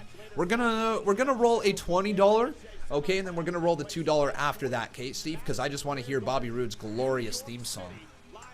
Robert Roode, sorry, my bad. Glorious. No, I won't give in till I'm victorious. And I will defend. You're going a great job. I am enjoying the show. But man, Corbin once again sitting right up there. Wrestling Network was taken down tonight for copyright. You know, like I feel bad, buddy, because he's nice. I've talked to him. I've talked to Wrestling Network. I've truly felt bad, or not felt bad. Sorry, I've truly felt that, you know, he's a nice enough guy.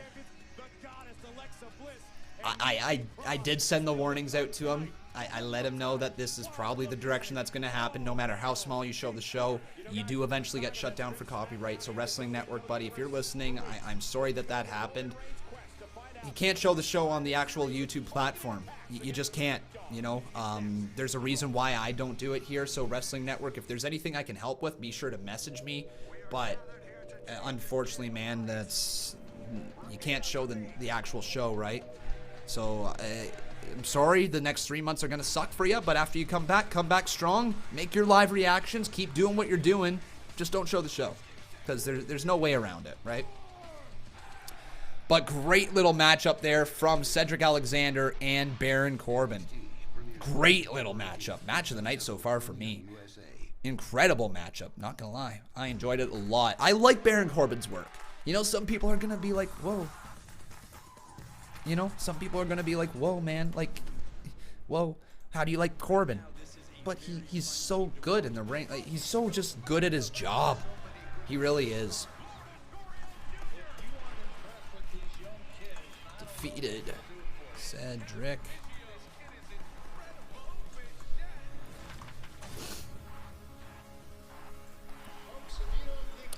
But ladies and gentlemen, with that, we've got ourselves a new boss, and his name is Steve K. So Steve K, thank you so much, my friend, for your support here tonight.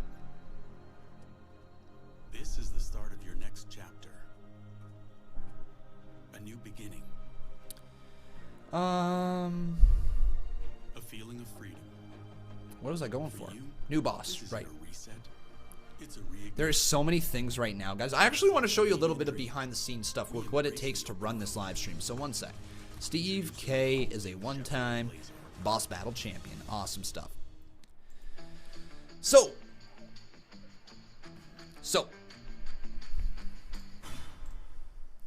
the behind the scenes stuff right here, folks, is I really just want to show you what it takes. If you are a person, actually, you know what? This is going to be a cool commercial break. If you are a person who is saying, I would love to do what you do, okay? I just want to give a quick little overview of how long it has taken to set all of this stuff up, whether it be the overlay, the live chat, the pop-ups, the donation gifts, everything.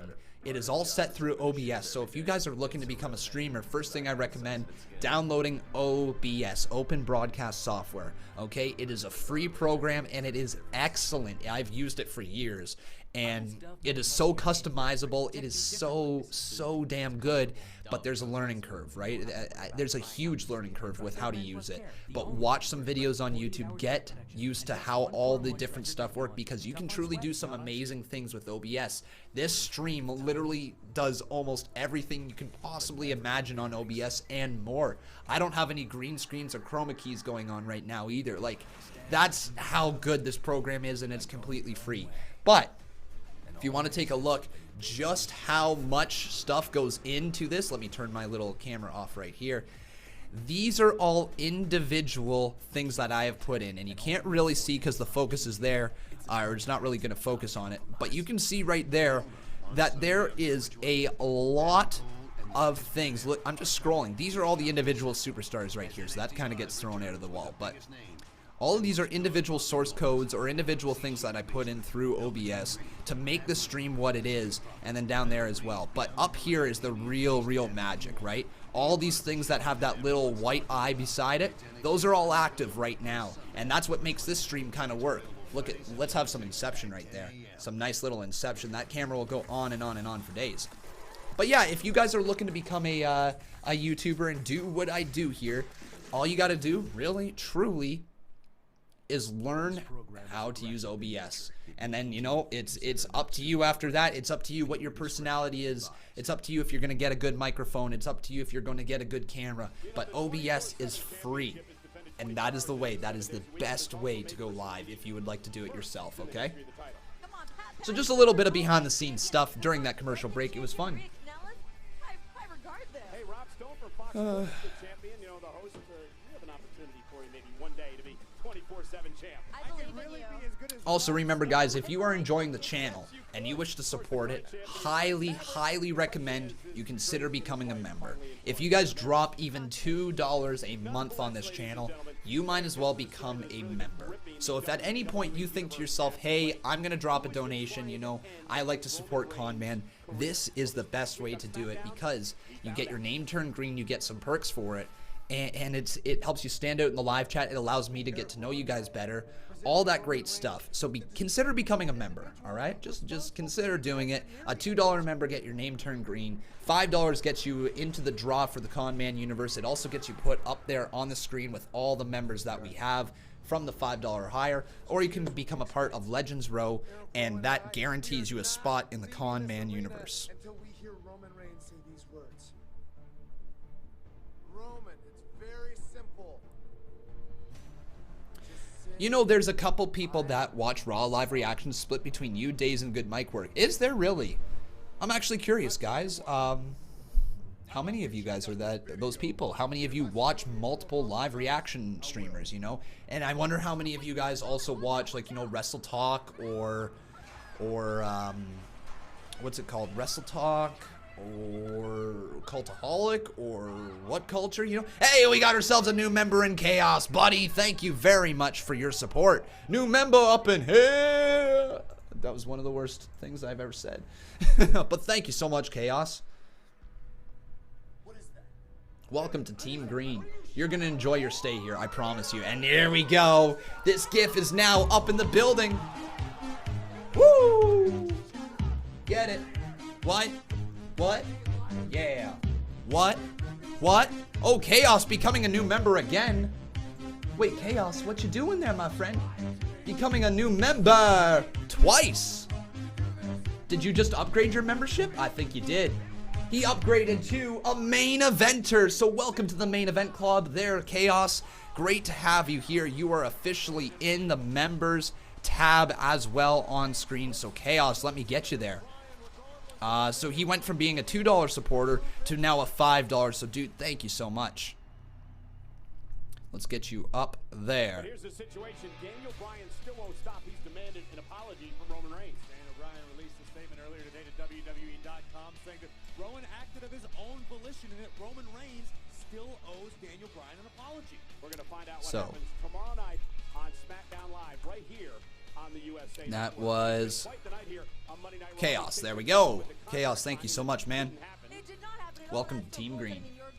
Great to have you. Reminder, guys, we're also live over on Sports Booth if you'd like to check out the platform. If you are a person who enjoys watching me, but you try to sync up the audio at every given time, and you're always slightly annoyed about the delay, Sports Booth is the place to be, okay? If you guys go to Sports Booth, it is a sub-second delay. So literally when a word leaves my mouth, in less than a second, it will reach your ears. It makes it very easy to try to sync up with your TV. So if you are not a fan of being involved in the live chat and you just watch me for reactions or for my commentary or what have you, go over to Sports Booth. That is the place to be because you can get literally live reactions. There you go, Sports Booth in the chat. Here's Charlie Caruso. SmackDown Women's Champion, Bayley.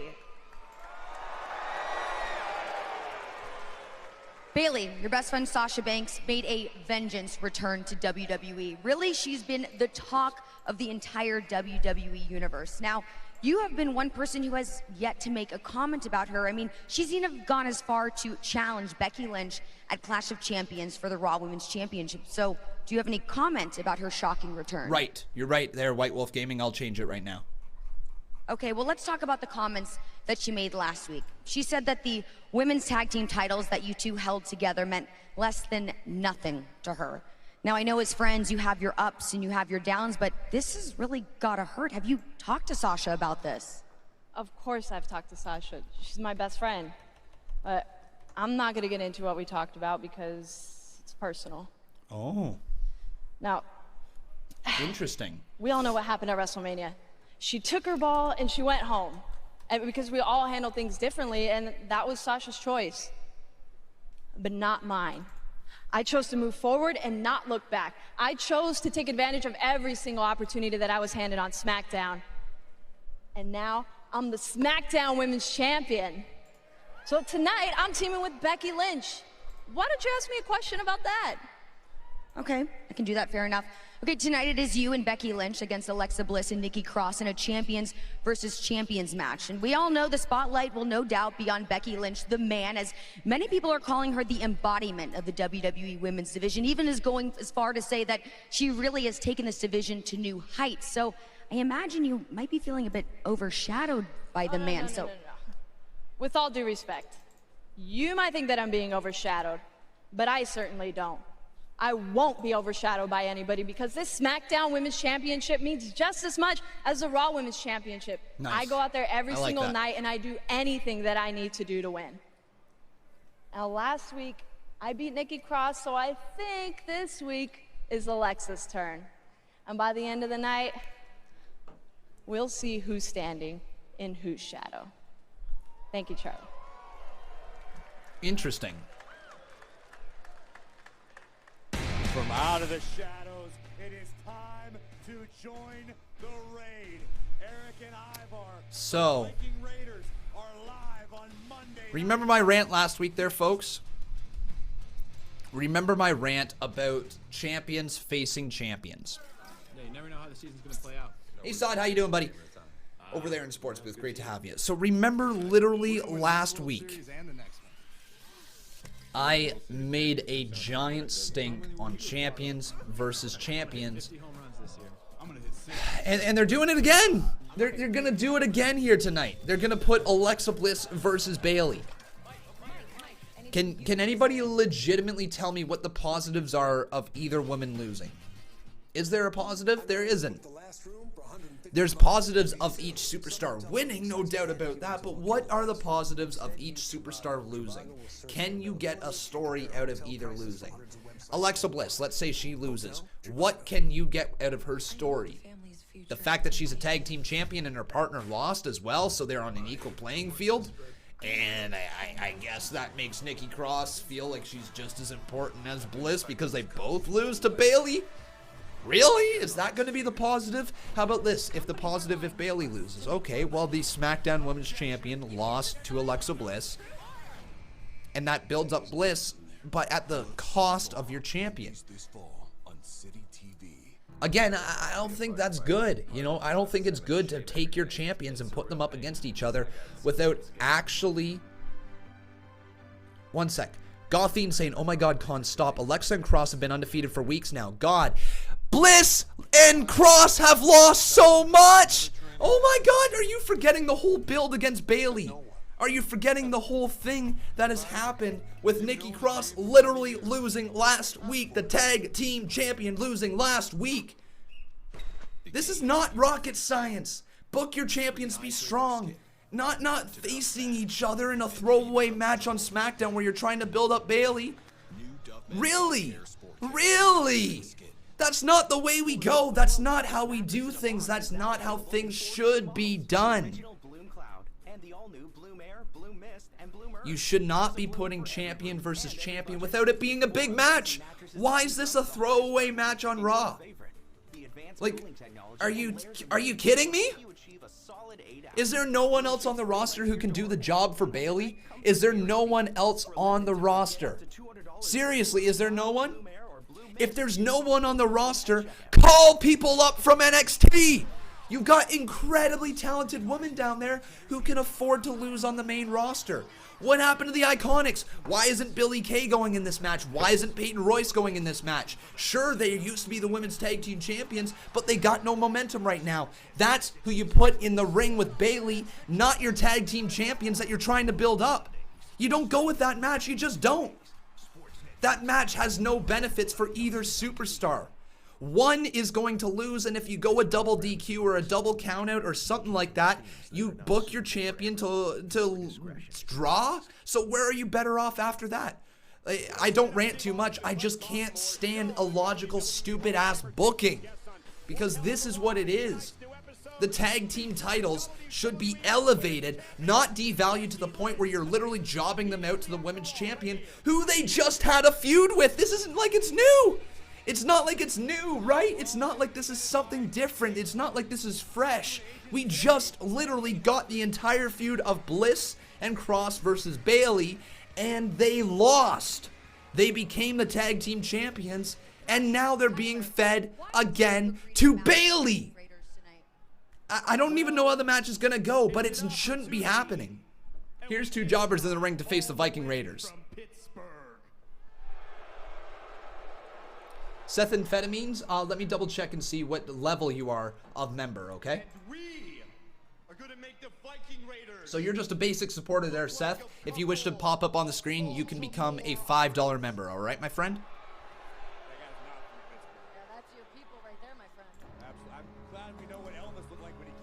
Here come the Viking Raiders, and everybody chant war. Like, I don't know about you guys, but I value championships. I think championships represent that you are the best. You know what I mean? Like, I don't mean to continue to harp on this, but if you hold a championship, you are one of the best. It should not be viewed as this champion's this good, this champion's this good, this champion's this good. Level playing field. You won a championship. Can you picture in MMA a single champion who does not get treated as a champion? Think about in the UFC. Yeah, sure, you might say flyweight or heavyweight, they're different in terms of their style, but pound for pound, in their division, they are the champion. They are to be feared. They are the monster of the division. They are to be toppled, and everybody should be gunning for them. That's the point of championships. Not to bury them against another champion who happens to be up the ladder. You can have them have matches if you want, if you truly, truly want, but give us a good reason why the match goes on. I don't mean to harp on this, but this is seriously a bad way to book your champions. You know, the tag team championships of the women's division should be coveted. They should be wanted. They should be fought after. Every women's superstar who isn't going after the main championship right now should be in a tag team trying to develop a tag team to go to the tag team championships. This is where it should be. Instead, they just leave them at the sidelines and feed them to your women's champion on SmackDown who's fighting on Raw. It's not even like they're fighting on SmackDown.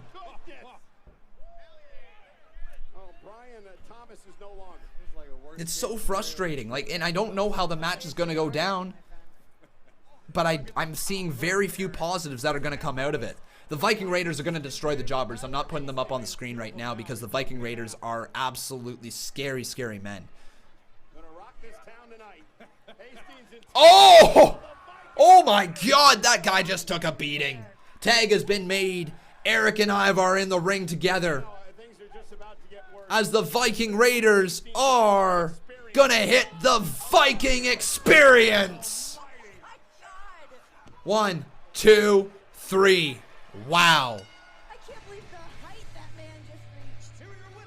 That was quick. I do like the fact that they are building them up, but where is the feud with the OC? Is that honestly just dropped already? They're not going to go into that feud? I guess.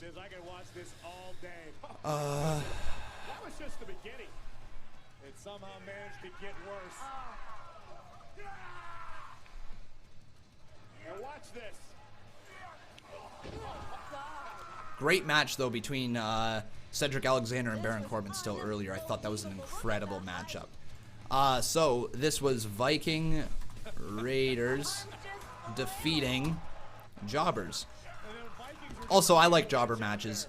If you're not going to have any way to, or anything to really truly push your superstars towards, I like them facing jobbers simply because all it does is it keeps them looking strong in very, very quick fashion, gets them on TV, keeps you in their mind until there's something available for a storyline, right? There's Sasha. She's looking great. Excuse me, Sasha. We established that Bayley's your best friend. We've also established how you feel about the man, Becky Lynch.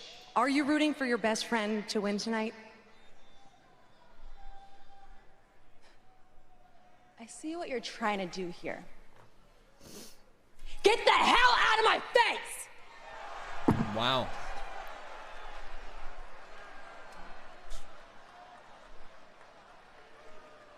Very intimidating Sasha Banks. Bitter blue bitch. Uh-oh. Speaking of intimidating, here is, say it with me, Joe, Joe, Joe, Joe, Joe, Joe, Joe, Joe, Joe, Joe, Joe, Joe, Joe, Joe, Joe, Joe. Samoa Joe has arrived.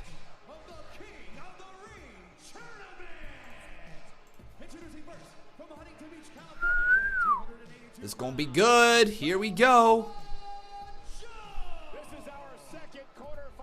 Quarterfinal match here tonight. Ricochet versus Samoa Joe. This is gonna be a good. This is a rematch, I believe, of Stomping Grounds.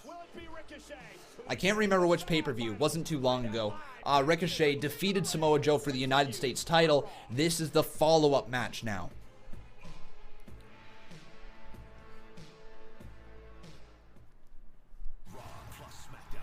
Gonna be good.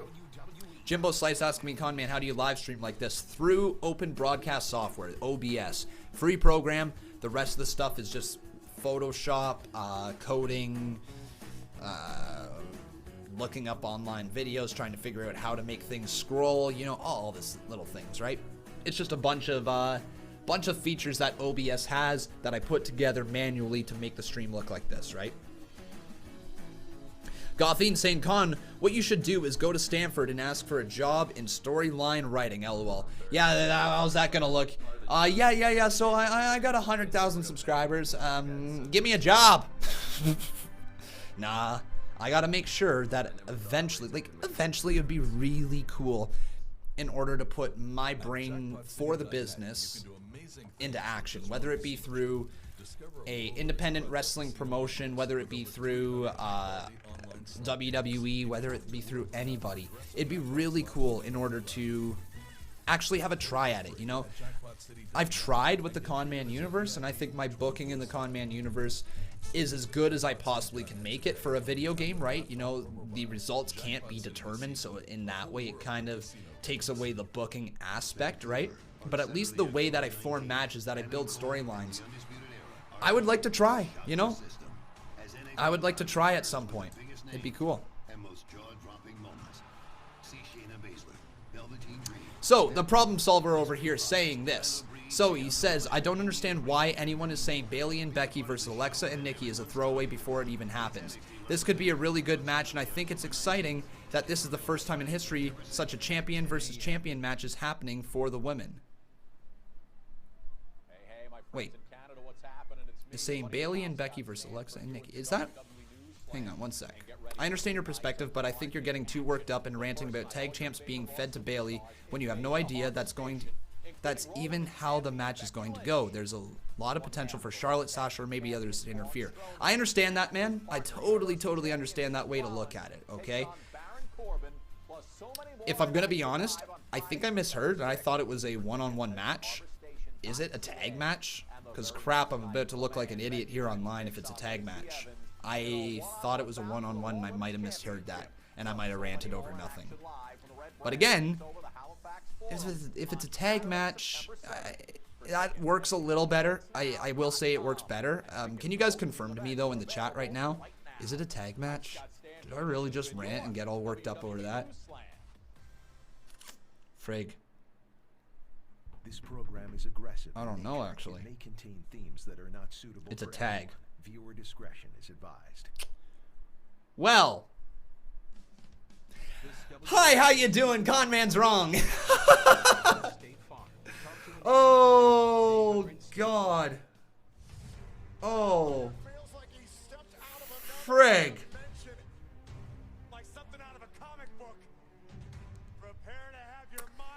Well then, yikes. Okay, so legitimately from the promo, what I understood was that Bayley was going to be facing Bayley was going to be facing Alexa Bliss, right? People saying it's a tag match. Crap. Okay. So, I am wrong, and I have no problem admitting that I'm wrong with that one, as I legitimately thought it was a one-on-one match between Bayley and Nikki Cross, or Bayley and Alexa Bliss. I'm very wrong. I'm very wrong. So now I understand. Okay, so let me adjust this now with the new information that I've got. So to everybody who is not aware, my mind honestly thought, and I thought I heard it was Bayley versus Alexa Bliss, one-on-one. It's not. Here's Samoa Joe we'll talk about in just a second, okay? I see that there is a great affliction in the kingdom because the kingdom is filled with liars.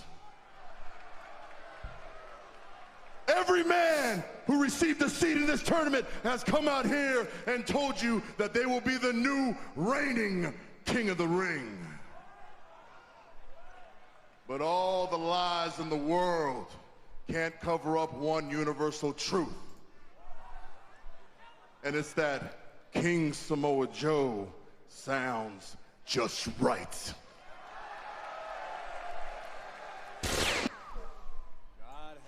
D. Neely saying, did you not pay attention outside the show? This was known hours ago. Oh, fuck off. I made a mistake. I'm sorry. I'm literally apologizing out my ass here for ranting about something that I didn't know. I apologize. You're asking me, did I not pay attention to the show at all? I'm sorry. I thought something else was announced. I literally thought something else was announced. Vince rewrites the shows 5 minutes before them sometimes. I am sorry I got it wrong. But fuck off, okay? But let me say this right now. The tag match, alright? The tag match right here. The tag match. It's better, okay? It's better than what I thought. I thought originally that it was going to be Alexa Bliss versus Bayley, okay? One-on-one, and I did not like that because last week we literally got Nikki Cross versus Bayley one-on-one, and from the promo, I thought I heard them say it was that. So, anyways, my mistake. But let's talk about this now. Now you're having your champions face the tag team champions, and I like that better because it's a tag match. It's in the tag division, and it's a way for the tag team champions to go over potentially and look good in tag team action, okay? There's guys out there like Samoa Joe who think the idea of King Ricochet is unrealistic. Con, is this your full-time job, or do you do other things outside of YouTube because you work really hard here on YouTube? Completely my full-time job here. I go balls to the wall every single day, and sometimes things get mixed up in this head. Yeah. That is a reality that I am not willing to accept. Conman's a fake nice guy. LOL. Look at him get triggered so easily. Nah, honestly, I get defensive. I know I get defensive over things. That is one of my biggest flaws in life. And if you can announce your own flaws, you know, at least you are aware of what's going on and why you react to things the way you do.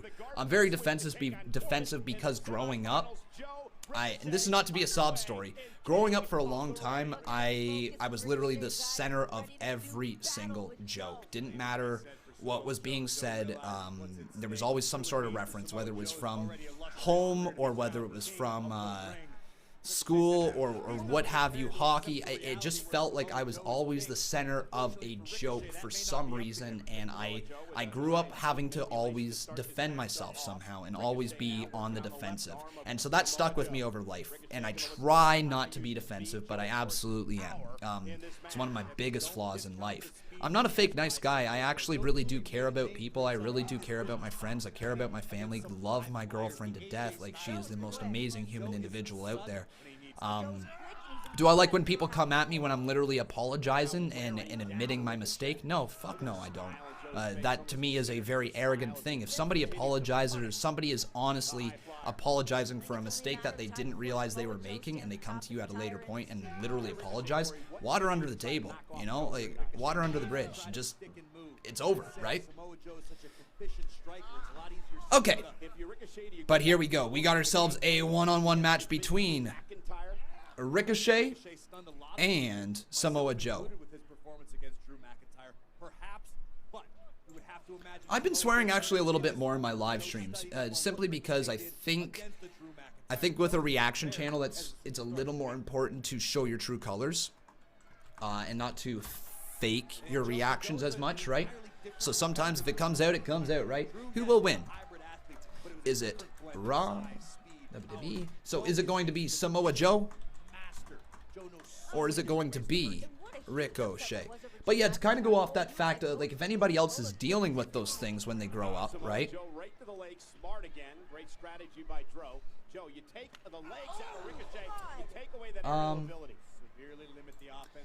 Like if anybody else is wondering, you know, how do you survive being kind of like a center of the joke? I continued being a center of a joke going in, like, so probably I would say around grade 9 I realized how to react to it though, because my friends were, you know, it was my friend group. It was absolutely my friend group that used to pick on me to the point where I didn't know if they were truly my friends, right? But they were.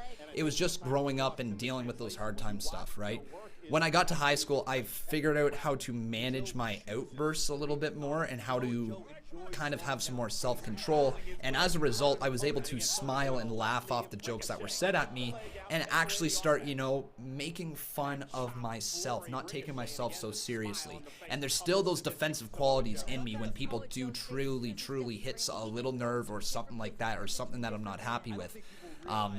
But overall, if you're able to laugh at yourself and you're able to grow from the way you used to act, it makes life so much easier. And I learned that throughout high school, and I learned that, and I took that into university, and it's part of the reason why I'm able to be a live streamer right now, because I'm, generally speaking, I'm able to take comments and I'm able to laugh at myself when you know, there's a joke.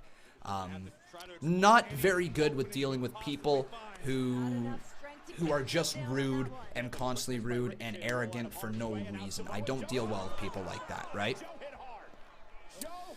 But yeah, that's kind of where I'm at in my life. I want to keep growing. I want to get better at being not self-defensive, right? I think I would like to take myself a little less seriously at times as well, because I definitely do, and I need to understand that my way isn't always the right way, and those are kind of my issues at times that I have, but at least I can admit them, right? At least I can admit them. Golfine saying, Con, doubt you'll catch this, but where do you think Cedric Alexander should go? He should go after the United States title. That feud is ready-made against AJ Styles. I think that would be fun at Clash of Champions. See what can happen. Giving this guy all this therapy and wisdom and gets nothing. Well, Swisher Sweet, keep it up there, my friend. Keep it up. Just because I'm maturing. Well, thank you, dude. I appreciate it.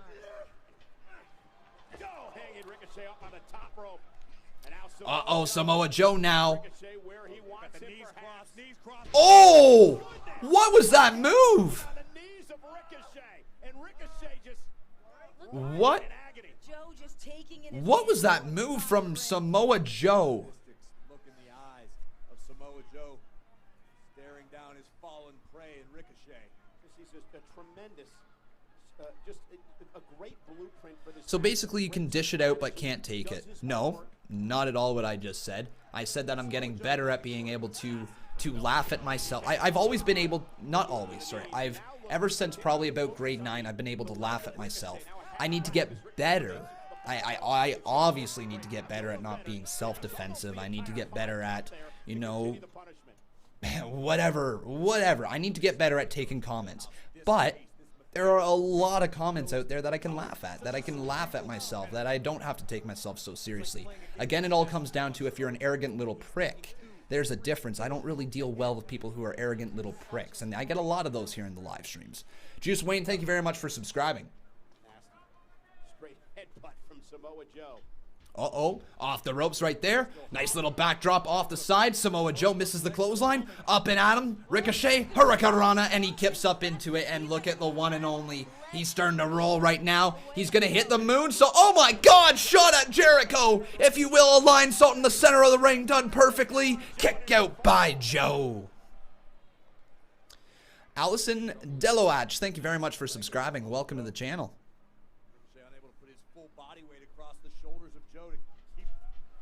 Big chop delivered to Joe. Well, that's good to hear, Jordan Curley. Keep it up, man. Keep going. Keep trying to work on it, and eventually, you know, everything will come together for you. Good job, man. Oh, Joe with the Uranagi, whatever you want to call it. Jaylee Rosengreen, thank you for subscribing.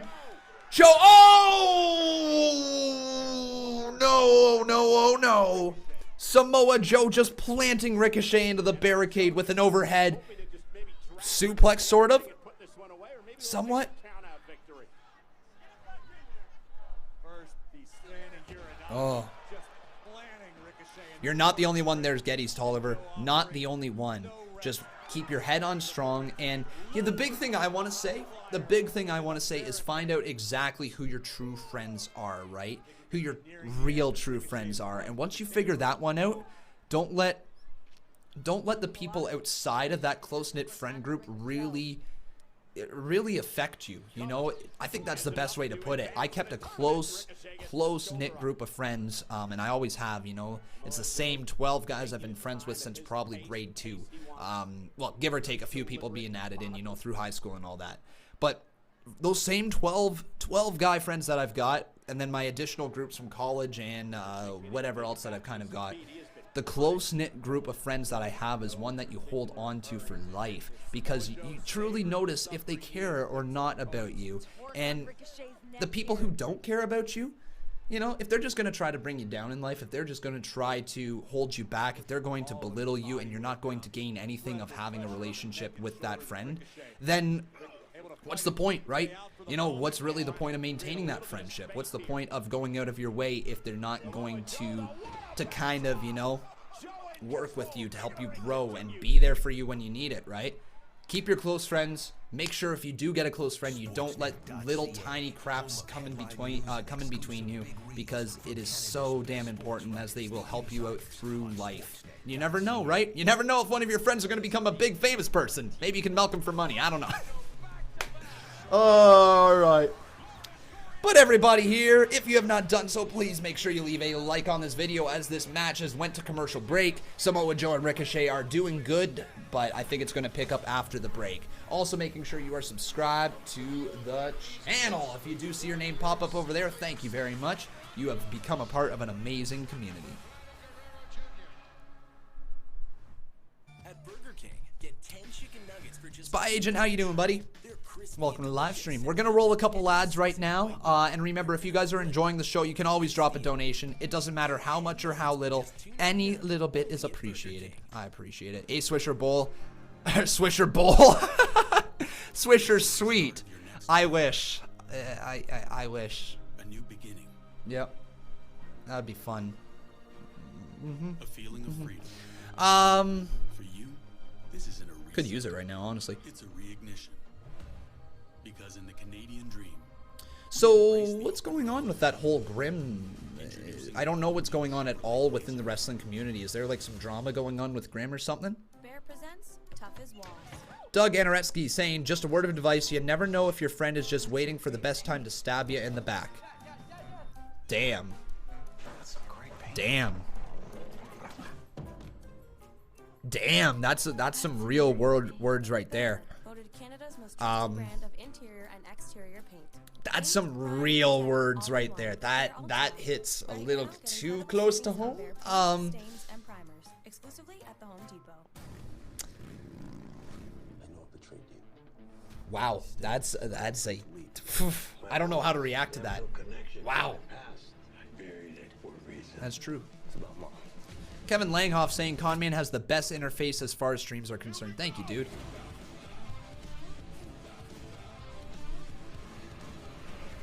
You're not gonna let it go until it's finished. Oh, hang on. Sorry. Steve Taylor saying, so Alexa and Nikki should win since they are a team. Bailey in her promo with the interview said she isn't going to be overshadowed by Becky tonight. Plus, being Sasha's friend, they should have problems being a team. And Alexa and Cross are tag team champions, so they should win. You are absolutely right there, Steve Taylor. Absolutely right. Without a doubt. Yeah, I agree there. 150%. Primitive. One sec. Let's let that get off the screen. And there you go. Viewer discretion is advised. There you go. And we are back live on Monday Night Raw. Thanks for joining us on this Labor Day holiday. It's the quarterfinals of the King of the Ring tournament. Right now we got this quarterfinal going on. We got not AJ Styles. Who am I talking about? It's the person who went after Wendy, Samoa Joe, versus Ricochet 1-on-1. Oh, man. Kai Connington right there saying, what did you think of TakeOver Cardiff? It was really good. It was really, really good. That Tyler Bate versus Walter match is a match of the year. It is a contender for sure, no doubt about that. It is incredible. If you guys missed that entire show.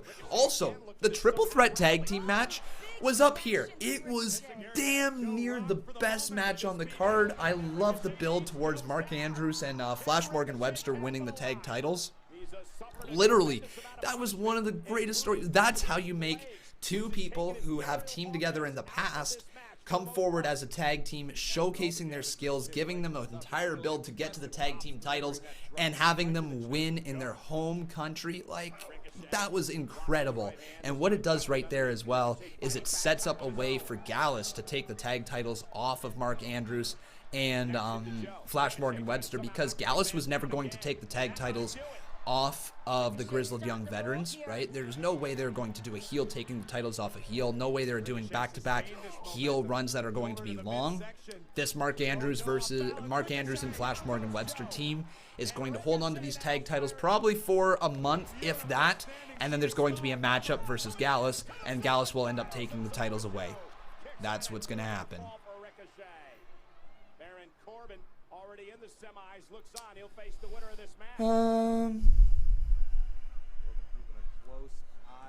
Yeah, it was an incredible matchup, folks. Like, unreal. Oh, Samoa Joe's bleeding now, folks, though. Samoa Joe in a little bit of trouble as the referee puts those latex gloves on. He looks like he's ready for a fun Friday night. Oh, up and at him. Ricochet moves out of the way, though. He lands on his feet. Samoa Joe using all that power in the power slam to kick out by the one and only.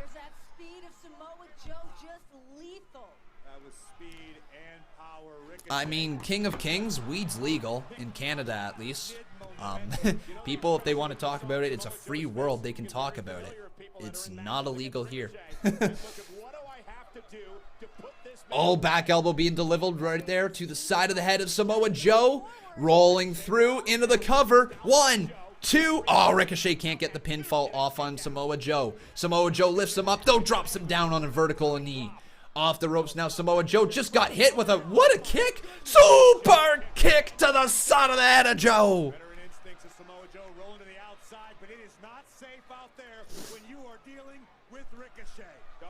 Ricochet now off the ropes, building up that head of steam. What are you doing? Oh my God! Backhand spring moonsault over the top rope, taking down Samoa Joe. Wow. King of Kings, can I ask you, how old are you, if you don't mind me asking? If you're so I remember the day when I used to say I would never drink. I remember those days. And then I turned 16. But hey, you know, 15, holy frig. I've been at it for almost a decade. What the hell? Oh God. Big knee right there, taken out underneath Ricochet.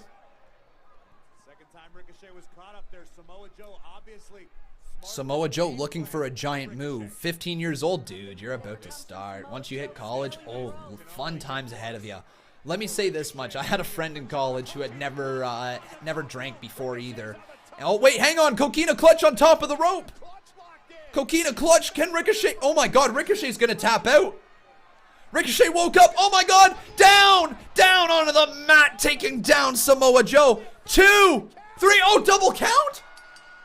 Double count. Double count. Is this match going to be restarted?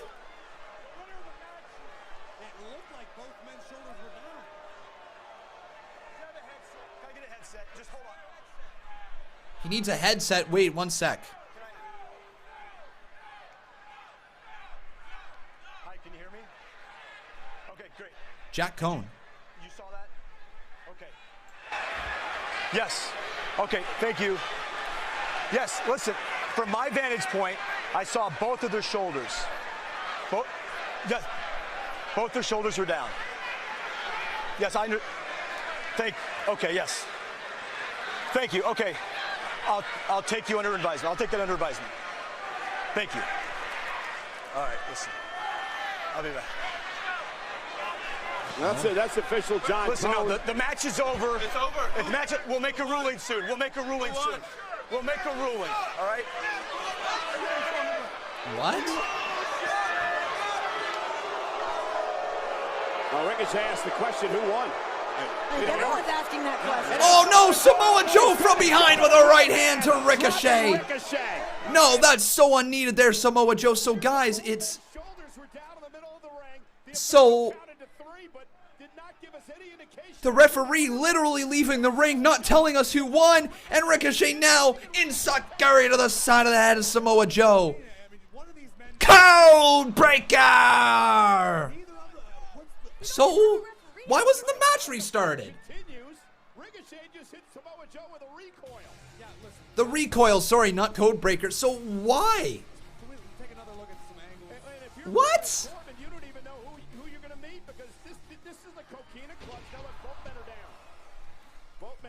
1, 2, 3. They were both down. Is there another angle we can see from? Like, why wouldn't you restart it? It's a tournament. That makes no sense. 1, 2. Yeah, both shoulders down. Yeah, literally both shoulders are down. 1, 2, 3. Wow.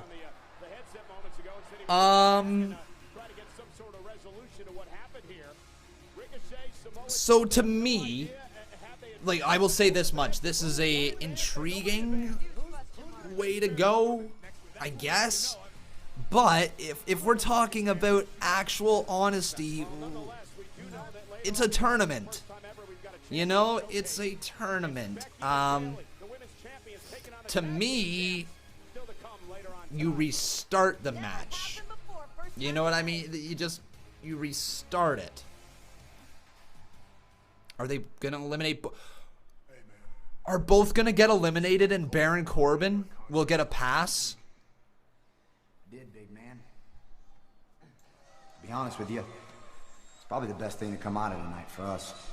Nah. I know what's going on, and I don't like it. I heard everything that he had to say over that Skype conversation, endorsing everything all about you. And now it just so happens that your boy's gonna be there for our contract signing. Braun, are you coming in here telling me that you're being set up by me and Stone Cold Steve Austin? Really, that's what's on your mind? We get jumped by 5 dudes tonight, and that's what's on your mind? Come on, man. Look, I understand where your paranoia is at. I get it. Brandon, you think this tag team match is a perfect opportunity for one of us to turn on the other, because whoever does the turning is going to have a distinct advantage going into the Universal title match. I get that. But what you need to remember is that I know what it's like to turn my back on my brothers. But I also know what it's like to be stabbed in the back by my best friend. As for Stone Cold Steve Austin, nobody dictates to Stone Cold what to do. But if he's going to be there next week to stop from happening what happened this week, next week, I'm all for Stone Cold moderating this contract signing. Well, let it be known, I'm not dictating anything to Stone Cold. If he gets in my face like anyone else does, then Stone Cold Steve Austin is going to get these hands. All right. Oh! Up next. It's the Firefly Funhouse up next, folks. Get your freak on. We're about to see the Fiend. Ooh, all right. So, everyone, here is where I think this story is going. I believe that both Ricochet and Joe are going to be double eliminated. And it's going to allow Baron Corbin to get a bye past the current round, past the semifinals, straight to the finals, because it's Baron Corbin. Yes, I think that's the direction they're going. And oh, that heel heat, man, that heel heat. You know, like, that's I think that's a good story. That is a good way to get some incredible heel heat on Baron Corbin. And you know, like, it can be his character saying that he was so good that he got a bye to the finals. Like, I think that's where they're going. They could do a triple threat. I don't believe that's going to end up happening. But, man, I think that would be really fun. Put him all the way to the finals, just bypassing the semifinals, and just Baron Corbin getting incredible heel heat from it as a result. Devil King, thank you very much for subscribing. Alright, everyone, we're going to quickly roll some ads before the Firefly Funhouse begins. Remember, if you are enjoying the show, please make sure you leave a like on this video. Also, making sure you are subscribed to the channel. It'd be great to see your names pop up on the top left-hand corner as well. We've got ourselves 635 watching right now, but my live stream just kind of stopped loading for some reason.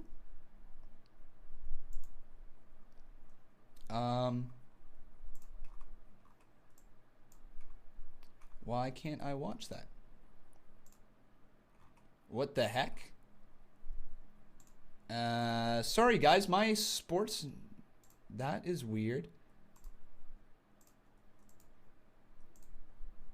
That is very, very, very weird. I do not know why my Sportsnet, apparently I don't have an active subscription. What the hell happened here? Why can't I, no, sign out. What the hell is going on? So guys, sorry, we'll get back here to the show in just a second. For some reason,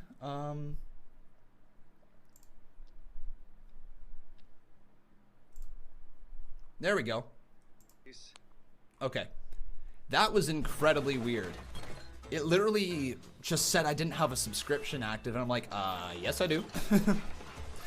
Alright. Good thing we didn't miss the Firefly Funhouse segment. That's good. Here's to progress. I'm very proud to be a firefighter. Part of the job is having to shave every day. Has there really been a good reaction here tonight? I think the Firefly Funhouse will be my first reaction, right? Yeah, probably. Bradley Robinette saying, this is sadly how Shane gets in the tournament. You think? I don't know, because it's from the Raw side, right? I would be more convinced if there was a babyface from the Raw side advancing, you know, and this is the way that they got Shane. I think the heat is supposed to be on Baron Corbin. I think they want to make Baron Corbin feel like a giant heel. Like it or not, Corbin is essentially the biggest heel that WWE has, you know, at least in terms of in-ring competition.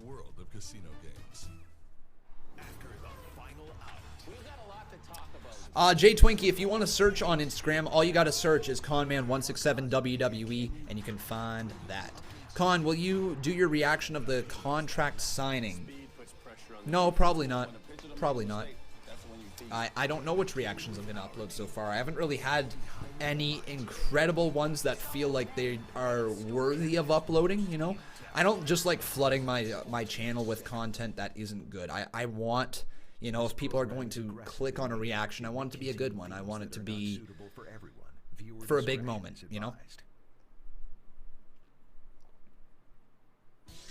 Here we go!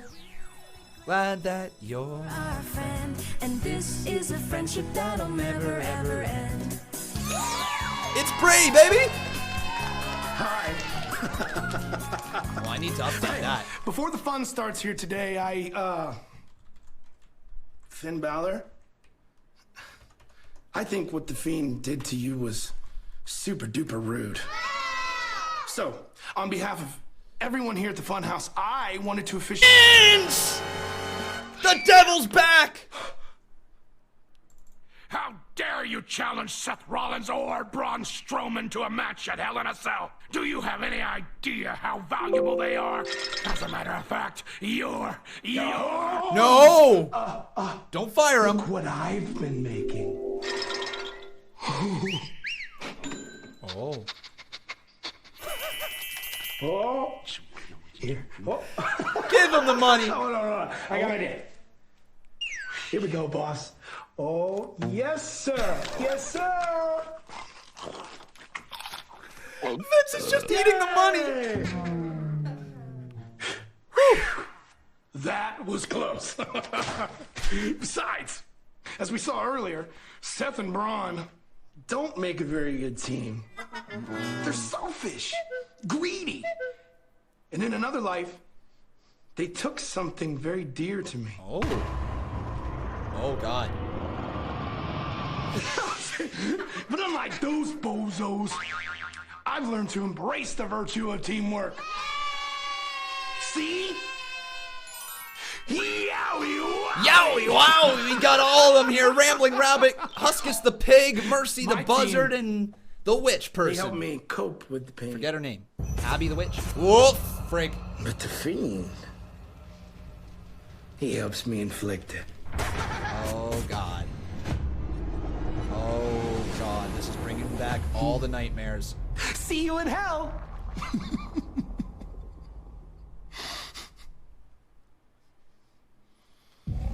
Let me in. No, I don't want to let you in. Ah,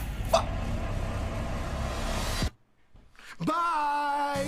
See you later. You demonic little bugger, Bray.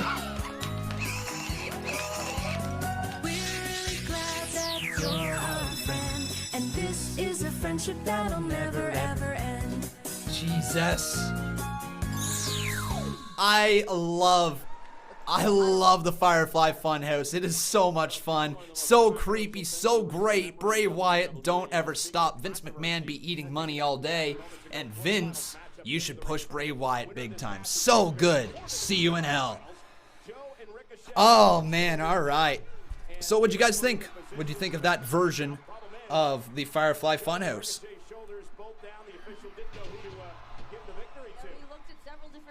Wow, there you go. What a great kid show. You're damn right there, Chaos. What a great kid show.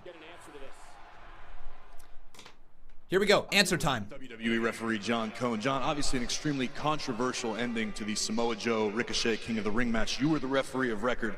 What's the official decision? So, I'll tell you the official result. Samoa Joe and Ricochet, they eliminated each other. They're out. No more. So guess what? I get a bye to the finals of the King of the Ring tournament. Actually, Baron, WWE management has decided that Ricochet and Samoa Joe were both not eliminated. What? How? Instead, they will both advance.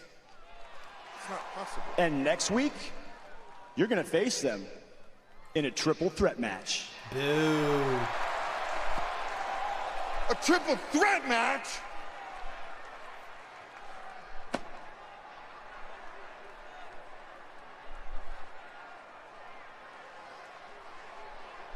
Wow, would you look at that? It looks like next week we can expect a triple threat match in the King of the Ring tournament. Wow, you never know what to expect here on Monday Night Raw. But right now, please allow me to introduce my guest, Rey Mysterio. No, Ray's back. That's a terrible, terrible decision. Rey, you and I have had the chance to talk a few times over these past few weeks. Can you talk a little more in detail about the emotional roller coaster you've been experiencing with your family? Yeah, Charlie. Oh, the viewers told me. I think it's a 2 weeks here on bullshit Raw. reason to do, though. My son Dominic. They both got pinned. How do you advance when you get pinned? From the heart. Think about that. Convinced me to dig deep inside and continue fighting. You know, later on that night, we had a father and son moment, sharing stories, and he told me how much it meant for him to grow up inside the WWE family. You know, I've been blessed to see my son grow up, and become a man. I'll tell you, I can never thank him enough for convincing me and reminding me on becoming and continuing to pursue my passion.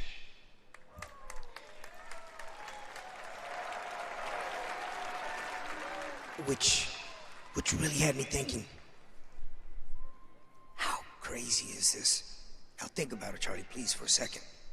As parents, it is our responsibility to push our children to follow and pursue their dreams. But here, my son is pushing me so I can continue with mine. I'm not done.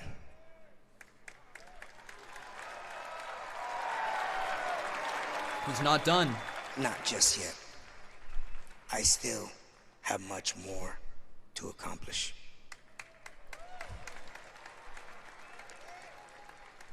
And I'm doing this for my son, Dominic. Cool. Right, thank you so much.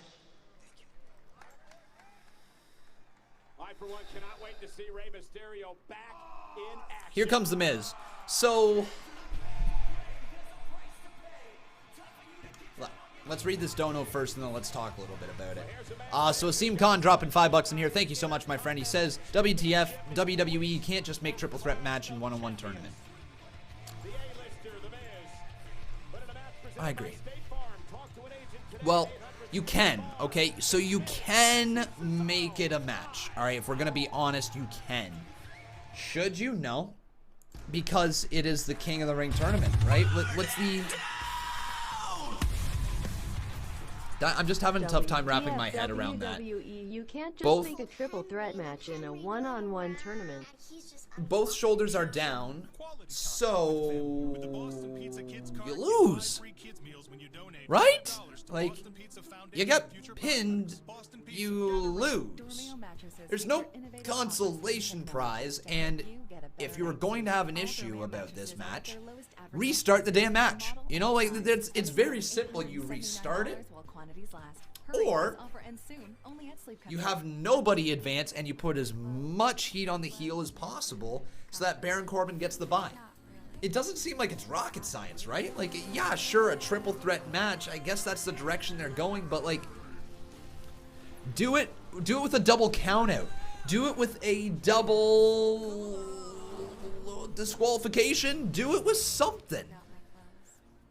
But they got pinned. Rated M for mature. They got pinned. And you are rewarding them for losing by advancing them in the tournament. And you are literally like, honestly, Baron Corbin doesn't deserve to have to face somebody in a triple threat. He has won his first 2 round matches. Why should he be forced, literally, in a tournament? Think about this. Why should he be forced to play, essentially, WWE's version of a round robin in the semifinals? If you really, truly look at it, it's like WWE, let's say if they were the NHL, and in the playoffs, you have finally beat the first 2 people in the first 2 rounds, or the first 2 teams. Let's use football, okay? Let's use football as a better example.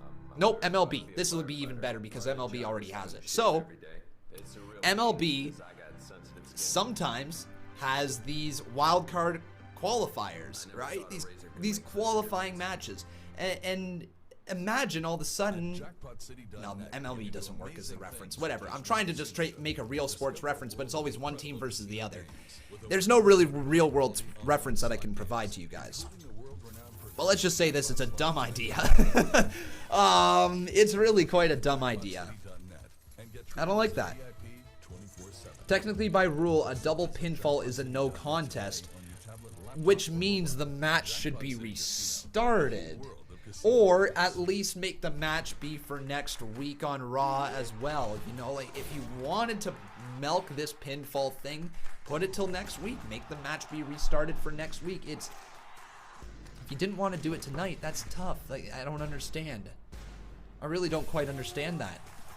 You're now literally devaluing your own tournament because it's supposed to be a one-on-one tournament for King of the Ring, and you just went back on the whole purpose of there being people advancing in the tournament. You literally just took 2 people in the quarterfinals and said, okay, you get a shot in the semifinals, both of you again, and you might as well face Baron Corbin as well because that'll make it interesting.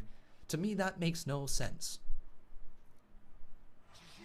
And WWE Clash of Champions is presented by Skittles. Feel the rainbow, taste the rainbow. Clash of Champions 2 weeks away, streaming live on the WWE Network, and that man hopes to have a record-tying 9th reign as Intercontinental Champion.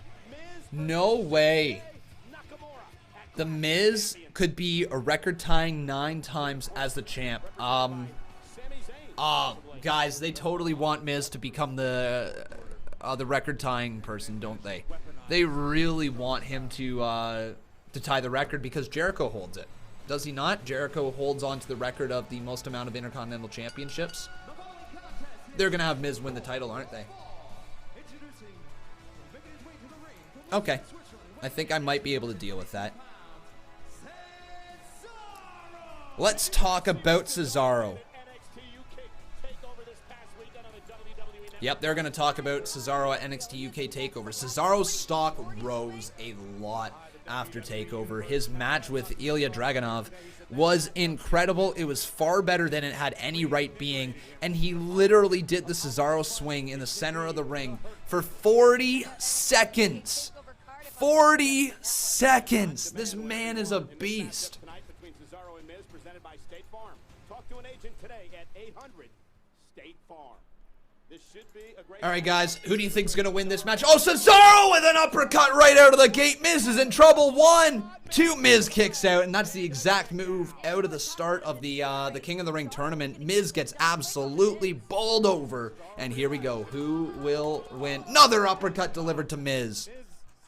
Suffers some sort of injury, can't compete at Clash of Champions. No, not Supercard. Miz may not survive tonight. You're absolutely right. That's the Yeah, all right. Is it going to be Cesaro, or is it going to be The Miz? And honestly, Cesaro wanted to take his opportunity. Cesaro did have a hell of a King of the Ring match against Samoa Joe. So hard hitting. Cover here by Cesaro. honestly, Cesaro still here. I think Miz might win this. Did you guys see the look on Baron Corbin's face several minutes ago when it was announced that he's going to compete in a triple threat match inside the I'm just looking at Twitter. Nobody likes it. Nobody likes it at all. Yeah, nobody on Twitter seems to like the triple threat ruling. I think that's just a dumb booking move by WWE. I really think it is.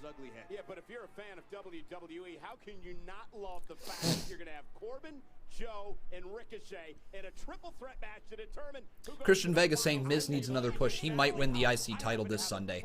Honestly, if he defeats Cesaro here, he might win it. Like, I think he's going to win this one. It would only make sense. You know, he's got a title match coming up. Cesaro doesn't. Even though Cesaro's stock is higher than ever, he can truly do some damage, and he can continue to build his name up even in defeat here tonight.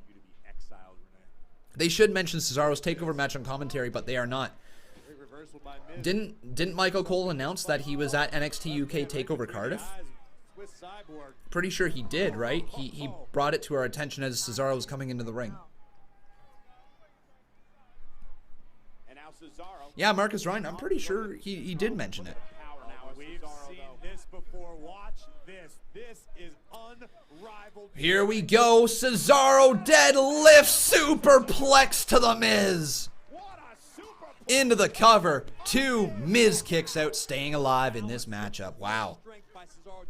Remember, guys, make sure you continue to leave a like here on this video. Also, making sure you are subscribed. Share this video around with all your friends.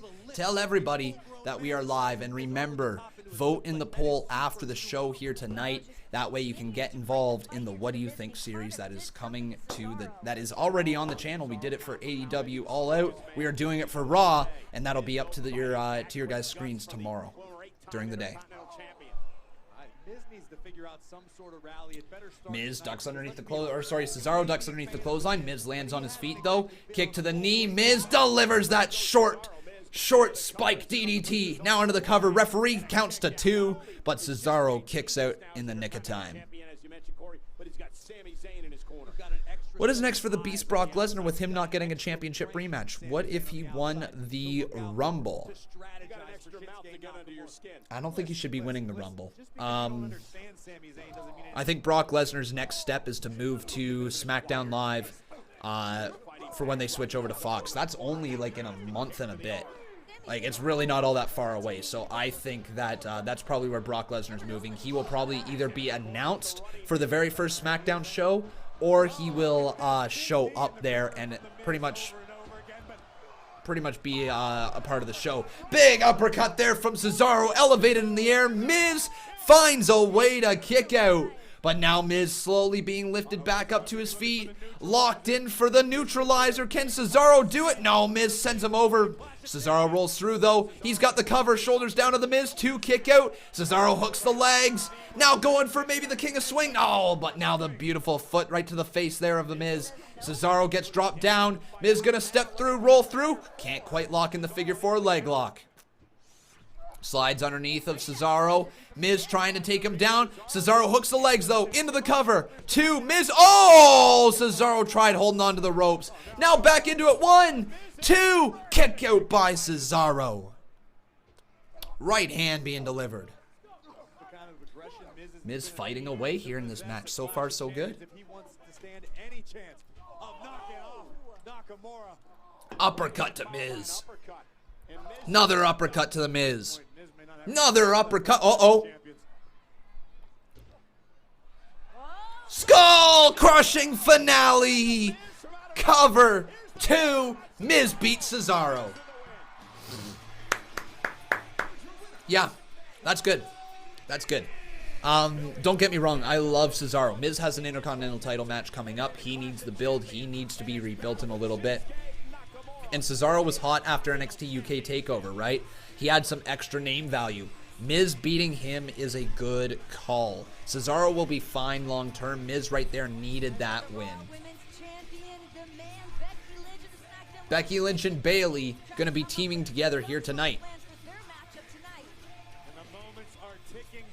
Do you think Sami Zayn will ever win a main roster title? WWE won't even have him win the 24/7 title. Just sad. Yes, Sami Zayn will absolutely be a champion in WWE one day. How he gets there, I'm not sure of, but he will absolutely be a champ. There's very few superstars who get as over as Sami Zayn is and not eventually capture a championship. You know, like Sami Zayn is always being brought up in storylines, always being mentioned, always doing killer work. Everybody likes Sami Zayn's work in the ring. He's one of the Sami Zayn's one of the more underrated superstars on the roster right now because people forget everything about Zayn. People forget how hyped up of a prospect he was coming into the main roster. He's still fairly young. Like, I think he's in his 30s, right? Sami Zayn. This is the start of your next chapter. 35, so yeah, he's still got like easily another good 4 or 5 years left in his career if he chooses to stay with WWE that entire time. Zayn will be fine. Bradley Robinette asking, where's the 24/7 championship stuff? We might not see it tonight. I don't think you got to see it on every show. I don't think you want to water down the product with it, or water down the title. You know, if there isn't anything on the show, there's nothing on the show. And yes, folks, there will be live calls here tonight. Don't you worry. We'll be live with our post-show later on tonight. Uh-oh, next person to drop $2 will become the new boss. Steve K is in a lot of trouble. Who's going to take over that Boss Battle Championship? Somebody can right now. Next person to drop a $2 don't know will be there. But remember, everybody, make sure you leave a like on this video. Also making sure you are subscribed to the channel. And if you're watching over there on Twitch, make sure you drop a follow as well.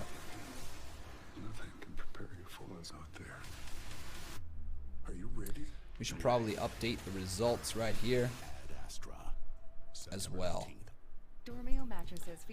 Cesaro, sorry, The Miz defeated Cesaro. Any model, any size, starting at only $879. What other matches have went on tonight here? Hurry, this offer ends soon. Only at Sleep Ricochet Country. versus Samoa Joe ended in draw.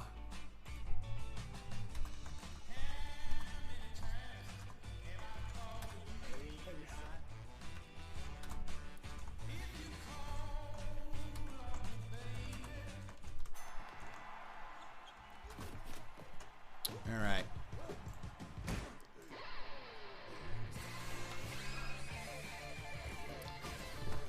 And look at this, folks. The winner of the new Boss Battle Championship is Kevin Moore. Ah, yeah, Kevin got in there first. Kevin.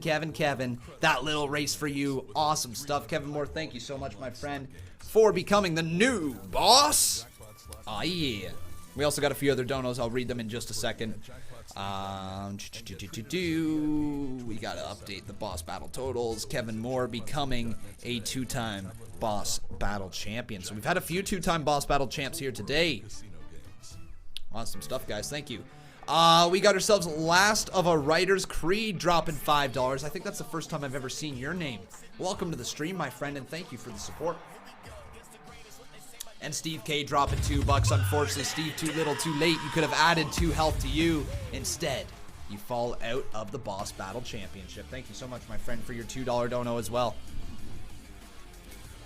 Ooh.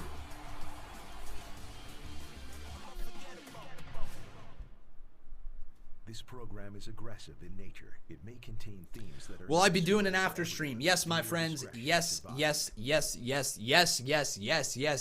will be doing an after stream tonight. Monday Night Raw, the semifinals of the King of the Ring tournament. It is now a triple threat match. Ricochet, Samoa Joe. So it's official. The triple threat match will be next week. It's official. I think it's a bad call, but I mean the match will be entertaining. But again, I think it's a bad call. Last of Writer's Creed, thank you so much for subscribing, dude. Great to see you here.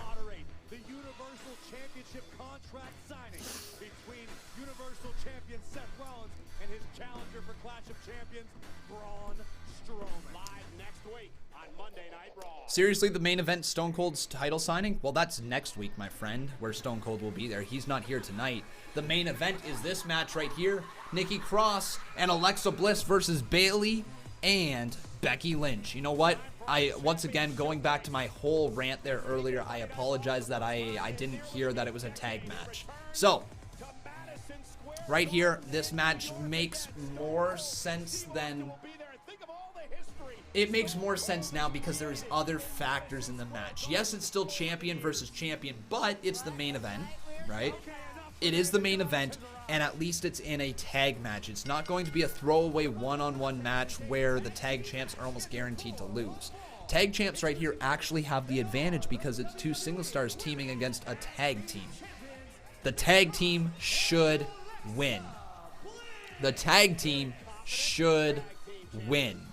Again, the tag team should win. There should be some outside interference with Sasha Banks. There should be something. Maybe there's a Bayley heel. Yo, what are the odds that Bayley aligns herself with Sasha Banks tonight? Probably not. Probably a little too soon, but hey.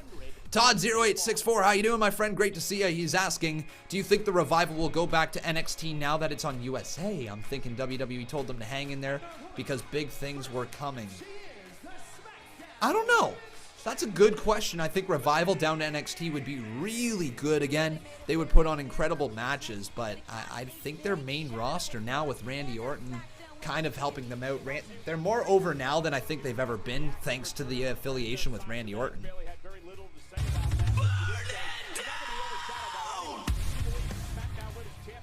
Do you think the Revival will go back to NXT now that it's on USA? I'm thinking WWE told them to hang in there because big things were coming. Maybe, my friend, maybe. So Nikki Cross and Alexa Bliss. Whoa, whoa, whoa, whoa. All right, let's get Becky up on the screen. The man, Becky Lynch, and her partner is Bayley here tonight. 2 halves of the... 2 halves? What am I saying? One half. There we go. One half of the 4 horsewomen combined behind 2 halves. I don't freaking know. 2 quarters. Sure, 2 quarters. There you go. 2 quarters of the 4 horsewomen. That's probably the best way to describe it. Both women's champions, Becky Lynch and Bayley, keeping their title up high. This is main event here tonight. So, results tab is completely up to date if you would like to take a look at the show here today. Let's not forget the 24/7 championship. I'm sure that's going to be on the line too. Well, maybe you'll get to win it finally. Nikki Cross seemed like she was in such a great mood earlier today. I mean, now she's got Matthew Granlund dropping $2. I'm doing pretty good. Thank you for asking. How are you doing? I hope you're doing well. Thank you for your support here. Main event time, as we've got ourselves Bayley starting off in the ring with Nikki Cross. So remember, Bayley defeated Nikki last week. Was not a fan of that one. Your tag team champions should not be losing in singles action or should not be put in that match to begin with. But now we got ourselves at least a tag team title match or tag team match here between these 4 champions right now. Bayley looking real smart in the ring though right now. Into the cover, kick out. a lot of people would have loved to have been a fly on the wall for the conversation between Sasha Banks. It's personal. It's personal, Renee. That's what Sasha said. I get that. Right up there, outside of the ring, Nikki Cross just got tossed. Sasha Banks is obviously going to cost someone this match, right? There's going to be a tease between Sasha and Bayley, I think. In control. There is no denying. We have seen a different side of Bayley recently. Bayley, though, just dragging Nikki Cross around the outside of the ring. Oh, nice little move there from Becky Lynch, taking down Alexa Bliss with a right hand. She goes in the ring against arguably the greatest women's champion we've ever had here in Charlotte. That's what I was getting at. Bayley might have been. Oh, here we go. Here comes the boss, because it's boss time.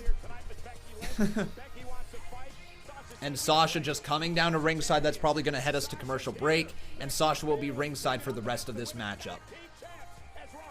Cool. Declan West saying, if WWE and AEW wanted to recruit you, which show would you go for as a commentator? That's a good question.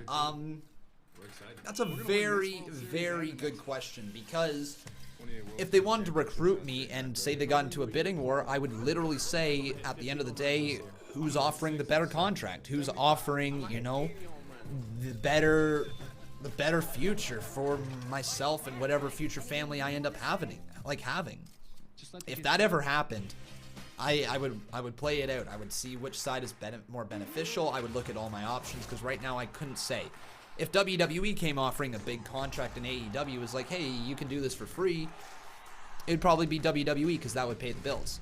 If it was vice versa, probably the same thing. If they both came saying, hey, we're going to pay you money, and we're going to pay you the exact equal amount of money, this is your contract, both shows offering exactly the same thing, I would have to say WWE. For me, WWE, you know, that is the place to be. That is the mecca sports entertainment capital, right? Like, that is the place to be.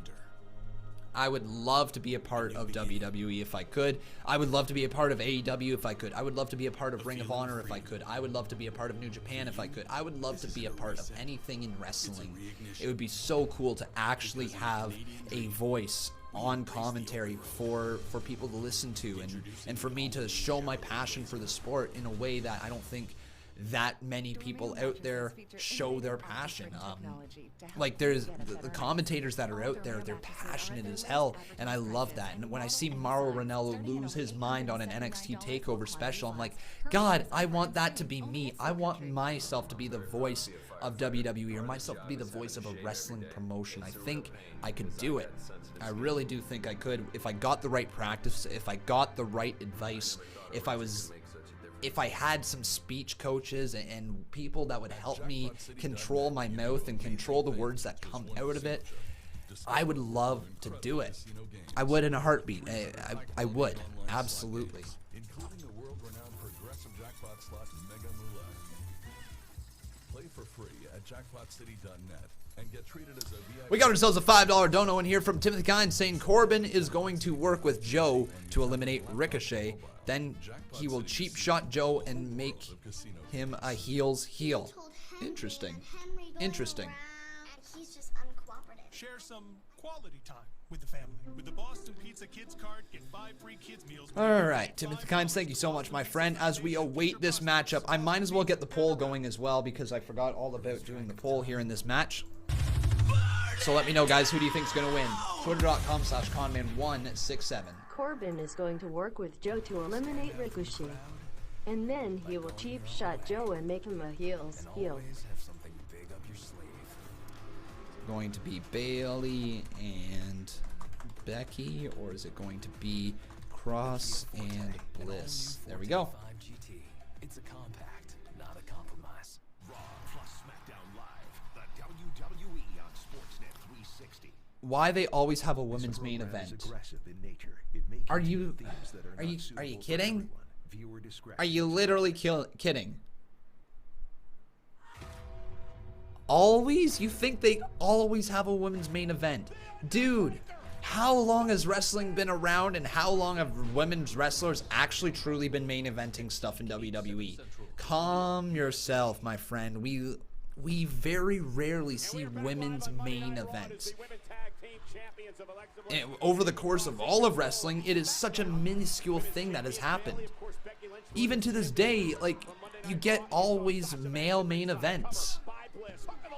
WrestleMania was the first WrestleMania ever that women main evented it.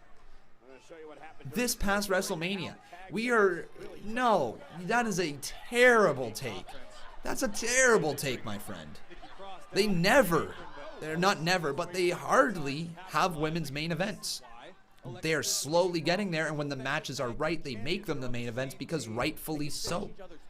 And we mentioned Sasha being down here tonight because we learned earlier on that at 2 weeks NBA Lynn dropping $2 in here saying Bailey will turn heel tonight with her bestie, right? I don't know. It feels like they might be setting up something like that, right?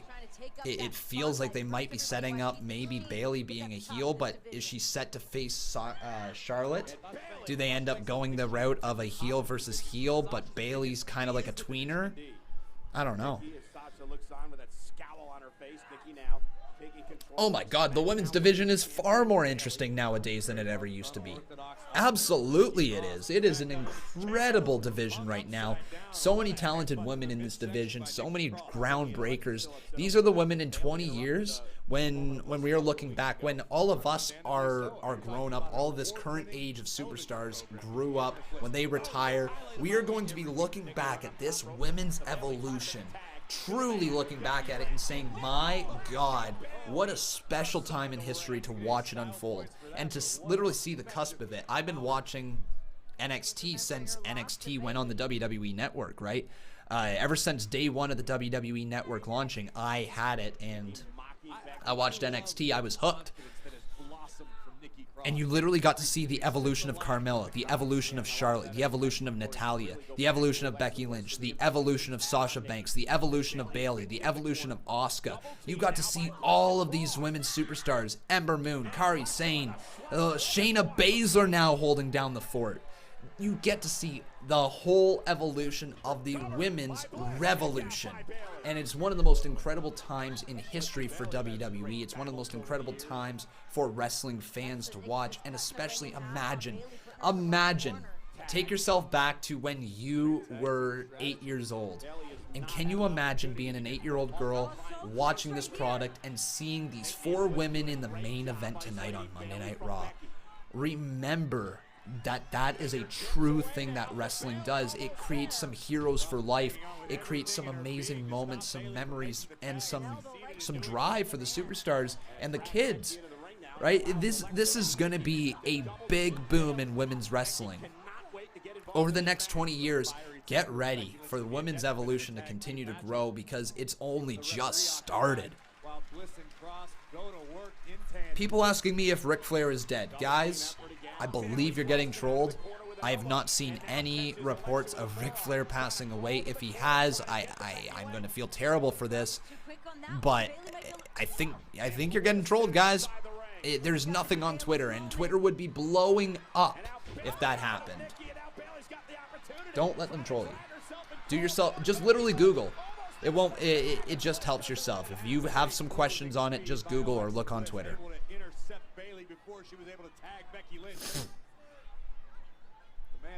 Oh, kick to the hand of Becky Lynch. Bayley rolls her up, though. 2 kick out by Alexa Bliss as Sasha Banks looks on. And Becky Lynch has been tagged in. And here comes the last kicker. A clothesline across the face of Alexa Bliss. Another one knocks her down. Now some knees being delivered right into the goddess's face right here. That pink hair can't block that. Right hand being delivered. Becky Lynch with an uppercut. Spinning heel kick knocks down Alexa Bliss. Off the ropes, Becky Lynch. Shoulder tackle drops her down.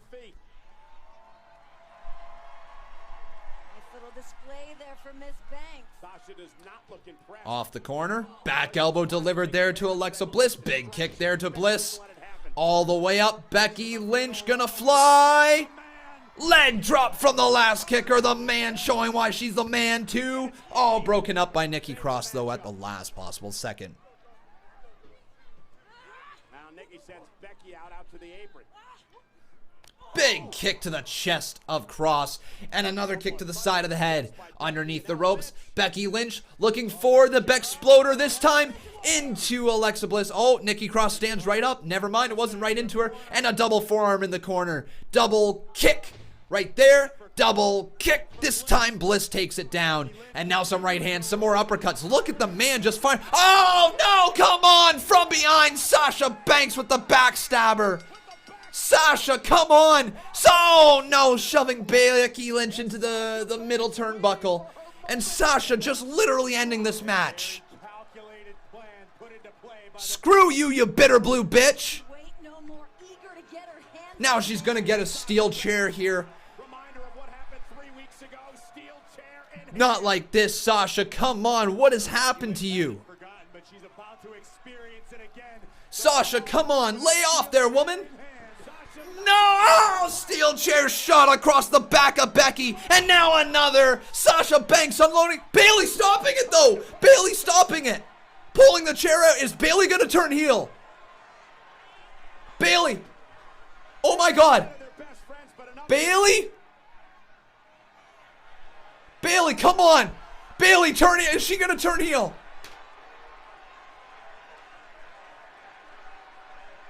Bayley?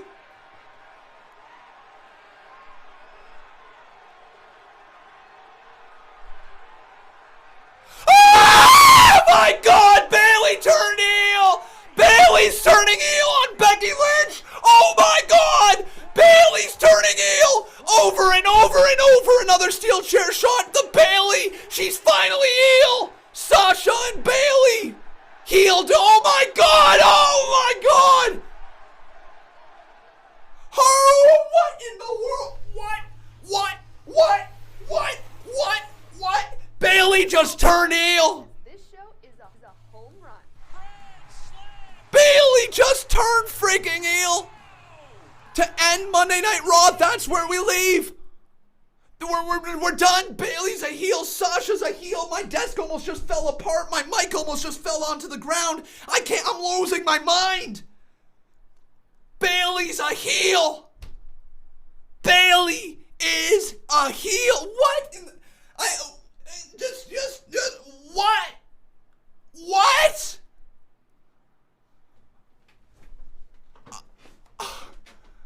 Oh my God!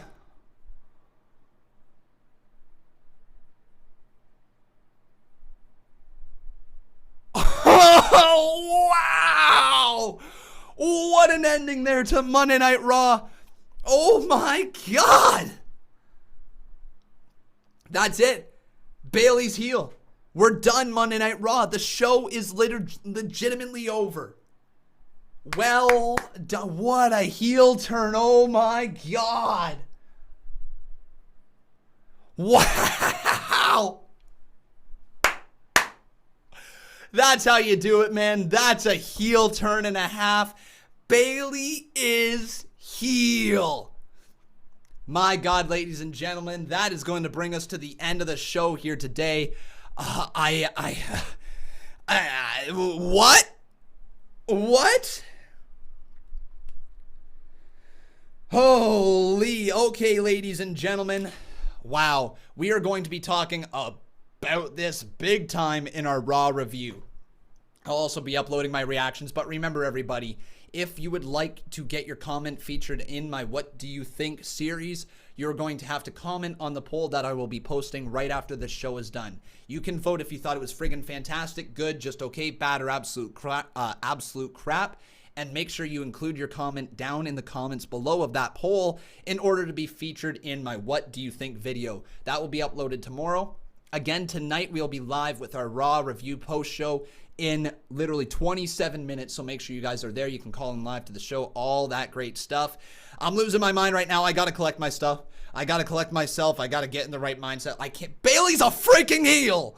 Oh my God. Okay, ladies and gentlemen, thank you so much for watching. On your way out, make sure you leave a like on this video. Also making sure you are subscribed to this channel. If you're watching over on Twitch, make sure you drop a follow. But that's gonna be it for me. Thank you guys so much for watching.